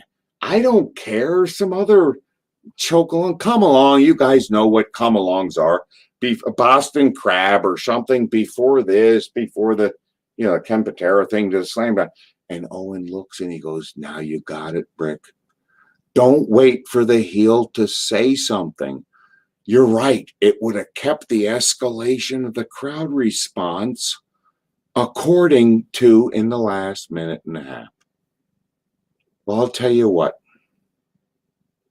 And whoever commented, which I rarely see, Owen Hart was known for fucking with people. Yeah, he wasn't Sean Wood in fucking with me right now because this was sincere. I can tell you several stories. I shouldn't even be reading these. That's the first comment I read besides my daughter saying nothing earlier. Fuck this guy. Now I'm pulling a cornet. Fuck this guy. He's never been in the ring. But the point is this. Owen Hart was not, I'm glad I read it. Owen Hart wasn't fucking with me. He roomed with me because he looked out for his family business. So I don't need to hear you, pumpkin, commenting on what he did. It was a truth. It was the best match on the card. You asked Kerry Brown if he was still around. And yes, Owen Hart fucked with people. Some of the greatest stories I'll ever tell. And now I'm going to give one because this wasn't one of him fucking with me. And he didn't come up. And why would he say and belittle himself? You had the best match on the card when he was on the card. It was the damn best match on the card based on Wayne Hart's Calgary response of the audience meter, and Kerry Brown would say the same thing. That's all I'm going to say about that. However, Bruce Hart hasn't been fired yet, so I shouldn't even be watching this stuff under. But the fact is, thank you, Kerry Brown. That was wonderful, and that's the callback story to where he saw Meltzer's response of that newsletter 4-star match in Great Falls, where what's his name, Uncle Dave said, he didn't register or whatever he said, the 4-star match, blah, blah, blah. That thing happened. On my mother, father's, and brother's graves, Owen Hart said that. I would like your viewers, if anybody is there from Great Falls, you too, Meltzer, anybody's participation, and it was a pretty big show in Great Falls, if you could give personal response to that match, which was a 30-second Broadway, and Owen Hart came to me and said, that's the best match of the night. That's no rib, because that would be reflecting on him being on the show the same time. And guess what? Based on applause meter or anything, that was the best match on the card. Owen Hart didn't room with me to try to send false information to Meltzer's newsletter, which turned out, as I see now, yellow journalism. Meltzer, you should have had an editor, done something, at least had the wherewithal to contact my opponents, even looked at the damn programming on TSN Wrestling, Calgary, the country of Canada, and 17 foreign countries with the edit from TSN to the local station to say, if this Brick Bronsky, Jeff Beltzner, was so bad, why would not you have edited out his programming?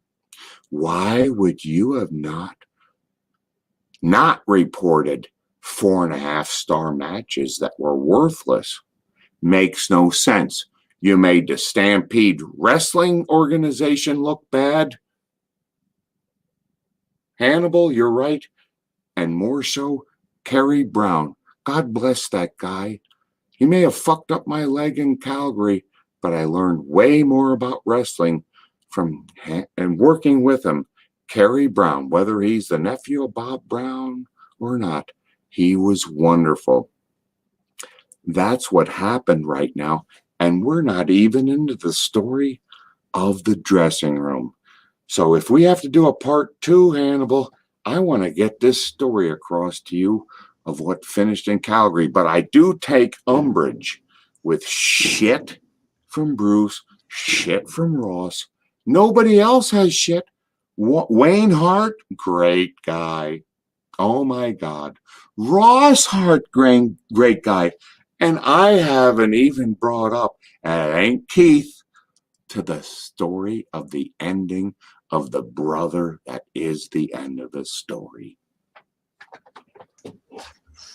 Yes, very, very detailed. Your daughter actually said she should have warned me about your side story habits. But we like the detail. I want to tell you now, Hannibal, after getting to know you, I'm very protective, and so is she. I said earlier, you're closer to her age than I am. You have my blessing in taking her courtship, if not of marriage, but of just pursuing the thing, because you're in for a handful. Raquel, not the other one she's spoken for, but she's a pisser, is all I'm going to say. Hi, Hannibal. So can we get to the what Yes. happened? That's what everyone's waiting for here. I know they are. Now, where did we left off? the stuff in Montana with Owen Hart and all the heat that happened there. Okay, so you heard that Owen Hart he broke kayfabe. I was being kayfabed on our 2 road trips. We came down. We're kayfabed. I am. And when we got down there, you got road trips. You're on a hotel room. I'll give Ross Hart credit. We're at some hotel room bar after one of the matches. And he offered me, and you should know about this. Can you hear me? Loud and clear. Okay. Your Labatt's Blue back then, your Labatt's Blue beer, the Canadian content of alcohol was way bigger than here. And I like Labatt's Blue down here.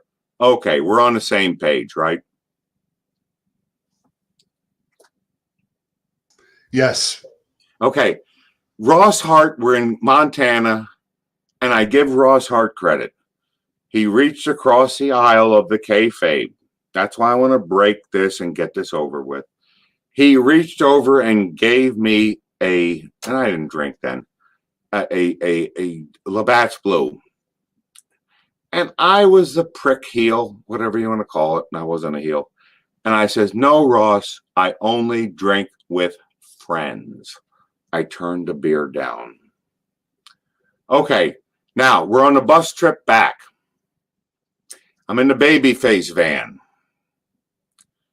Got everybody in there. Bruce always sat in the front. He never drove. Somebody else drove. Got Jason, a terrible, next to me. I'm to the left. I'm in the sink. And the second seat, and everybody's in the back. Okay. Now, they all know they're kayfabing me because of the shit over the Eastern trip to Canada. Okay. What they were doing, Hannibal, this is an inside story. I'm going to cut to the chase quick because I know you want to know what's going on. Inquisitive minds want to know. Okay, we are going up. What they're doing, which is a unique story, all the boys at the babyface van are toasting each other. One person, again, the babyface van, toasting somebody. Oh, this guy can do this. This guy can do that. And he's praising me for this, that, and the other. Well, what the gimmick was, one would say what they did as an individual. Another person in the van would say, I'm accepting the award for what I've done. Now, these are phony awards. Pillman wasn't anybody then. Bruce, well, he was somebody then. Somebody else. Benoit, but he wasn't. He was Benoit. He wasn't where he was. You got Jonathan Holliday in the back. You got me, Bronsky. Nobody knew any of us because the babyface van was not the heel van with Bad News Allen, with Champagne Jerry Morrow, Gama Singh, all those names, Mr. Hito, Kerry Brown, Steve DeSalvo. That was another van. Okay. Now I'm still being kayfabed. I can read my lips, but I'm not hearing me. I can hear you loud and clear. Okay. Well, we're in Montana. And the same thing is going on with the kayfabe. We get down there. I told you the story about the bar, whatever bar it was in Montana. And I said to Ross Hart, I only drink with friends. Okay, so I ignored the kayfabe. We're getting up above the Montana border, and we go into Alberta. We get up. as we get up to the whole thing, you're still with me, right? Yes, sir. Okay. Well, you keep calling me sir. I told you just as if it, don't call me sir. I'm enlisted just like you.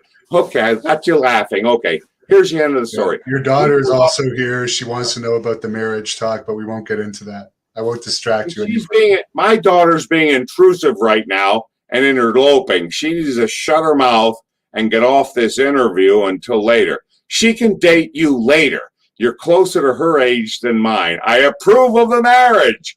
Will everybody leave this go away? Okay. Now we go up past Montana. As we go up, that's where, and I swear to God, on my mother, brothers, and father's graves, Great Falls, Montana. And if you ask me what my best match was, it was with Kerry Brown, him carrying it. Great Falls, Montana was a legitimate 13-minute Broadway. The day or two after, Carl the Moffat Terrible. Oh, did you see the baby face throwing the heel out of the ring? Well, you didn't that night. This was on, and I told you earlier about telling. Owen came to me, God bless him, to say, after everybody kayfabing me, he comes to me and he says, well, you know, you had the best match on the card. And he's giving me critique. I says, I think I should have threw in another come along. He goes, you're right. You got it. You got it. You got it. He was looking for his parents' best interests of the business. I respect that. Okay, now we head north. The last story before we get to the fight in the dressing room is the people in the van, in the babyface van. What they were doing, Hannibal, is they would give toasts to people in the van. We're all sitting there, babyface van, they're giving toasts. Somebody would say, did you hear about, and one of them would extol the virtues about another. From Pillman sparring with Mike Tyson to the tennis guy, and everything. It was outlandish praise. They went through the whole thing. It all came back. And when they said it to me, I banged the roof. And I says, what do you think? Because they're they're feigning font praise on people. It ain't real. They're feigning praise. Feigning praise. I'm listening to this going, you're just making an ass out of the system. So I'm on the way back from Canada, from Montana. Montana. Thank you. And we get up there. I did the thing with Bruce. I remember going up there, and Holiday, I'll give him credit. Jonathan Holiday spoke from the back, and he said, you know, we give this guy a hard time. I was given heat from this whole shit, and I just took it. I'm thinking, I'll wait till I get back to talking. I'll wait. I'll talk to the teacher. Yeah, I waited, and I give Holiday credit. He said, you know, we give this guy hassle, but I was with him in Charlotte. He's every big as Lex Luger. He's way more talented. You guys give him a hard time, but he's the biggest thing. He's bigger than Hulk Hogan. This is bigger than anything you guys are talking about. Thank you, Jonathan Holiday, wherever you are. Thank you. Because he did it. He was in the back of the van, because wrestlers in the back of the van weren't, no offense. He did what he needed to do. I took it in, and I appreciate it, because I went to the territory with him, and he said that. And I will say this. When he gave the toast in the back, Jason the Terrible, Carl Moffat, sitting next to me. He looked at me and did this and handed me a beer. And I looked at him. It was sincere from both of them. It was too far gone. I was already in bed with the Hearts, and my answer was, and they're asking for a response. They're giving me a toast. And I said, no matter what they say, all I can say is, Mr. Stu Hart will not appreciate the way you strike the hood of his van repeatedly the way you do with those bangs. And I don't think Stu Hart would appreciate you banging the roof of his van. I looked over and everybody had just a dumbfounded, agape look of an open face to say, oh my God. It's the way I felt at the time. It wasn't the right answer. These guys reached out to me. Holiday, Carl Moffat. I love this guy. If he's still around, he came up with the chops and fucked with me, according to Bruce Hart. I chopped him back. Oh, it's a chop.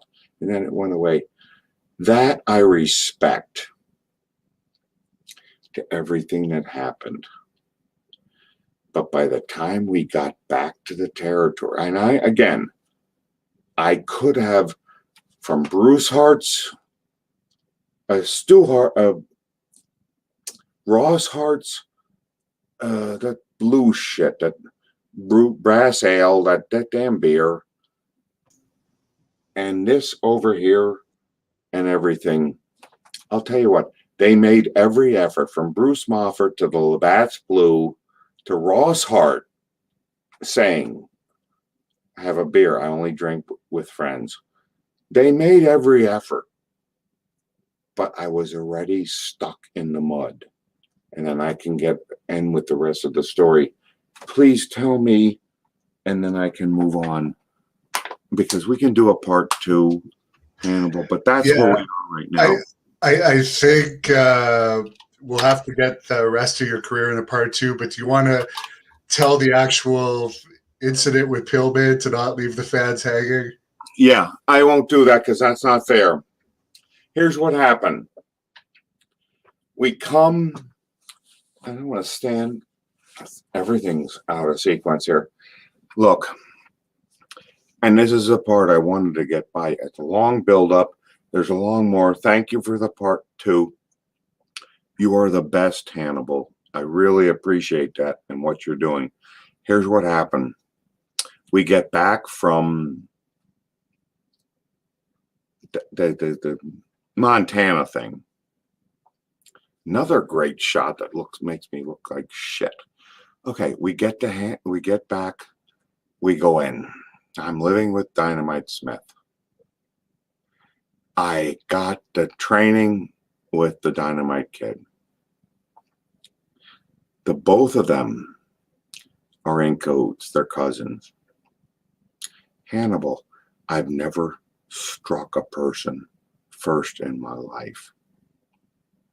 I've been in a lot of fights. I'm not, gotta watch what I say. I'm not one of these.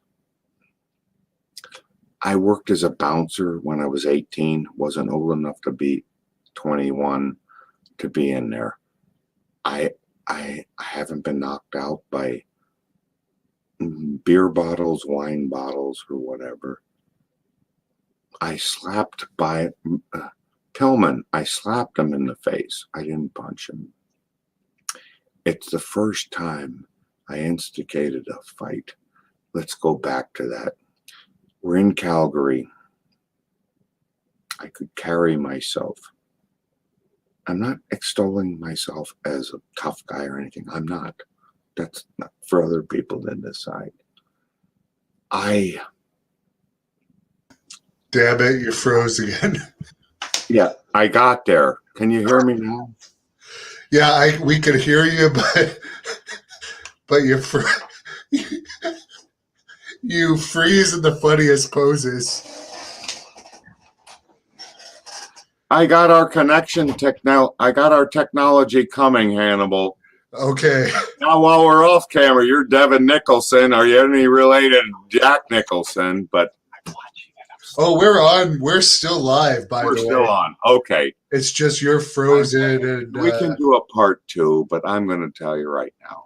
Because this, to me, is exciting because when Brian Pillman died in 97, God bless him, he was wonderful. We were pawns in the same situation.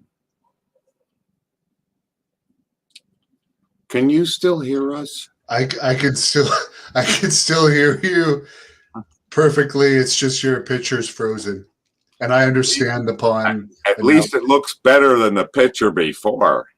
If I may intrude here, I apologize, Devin, for you. You're doing an incredible job, both of you gentlemen. Because of the freezing up, and you've gone over 3 hours. Yeah, we could just end it here, but let's. Do you want to say something about the mask mutilator before we close up for a second, just to give it a plug where people can watch it, as you're the big star of it, and this was the main reason we were doing this interview, so you can plug that. This is Dale Schneck, the producer and co-writer. Brick is laughing only because I think he's modest. He was both the director and the star, and I noticed as I was watching it, your podcast now on my television in my family room. A lot of people are asking questions and making comments about his trauma movies and Mass Mutilator. So, with your indulgence, Devin, if we could maybe postpone that because you've given so much time that it's incredible, and you have a following that obviously is so loyal. So I just think both of you guys need a break. Am I wrong? No, I think you're correct there. Devin, if I may say, are you any relation to Jack Nicholson? No. But I'll tell you right, I approve of the marriage between my daughter and you. Because that damn that little bitch was commenting the whole time. I approve of the marriage between Raquel Beltzner and Devin Nicholson. When can we pick this up? Because you know there's more here in goodies. Yeah, we'll talk about it. We can end this now for the fans. I'm going to go offline now for the fans. Thank you for everyone that tuned in, and we'll get to the end of that Pillman story another time. So I appreciate it, fans. Now, when you say get off the line, can I talk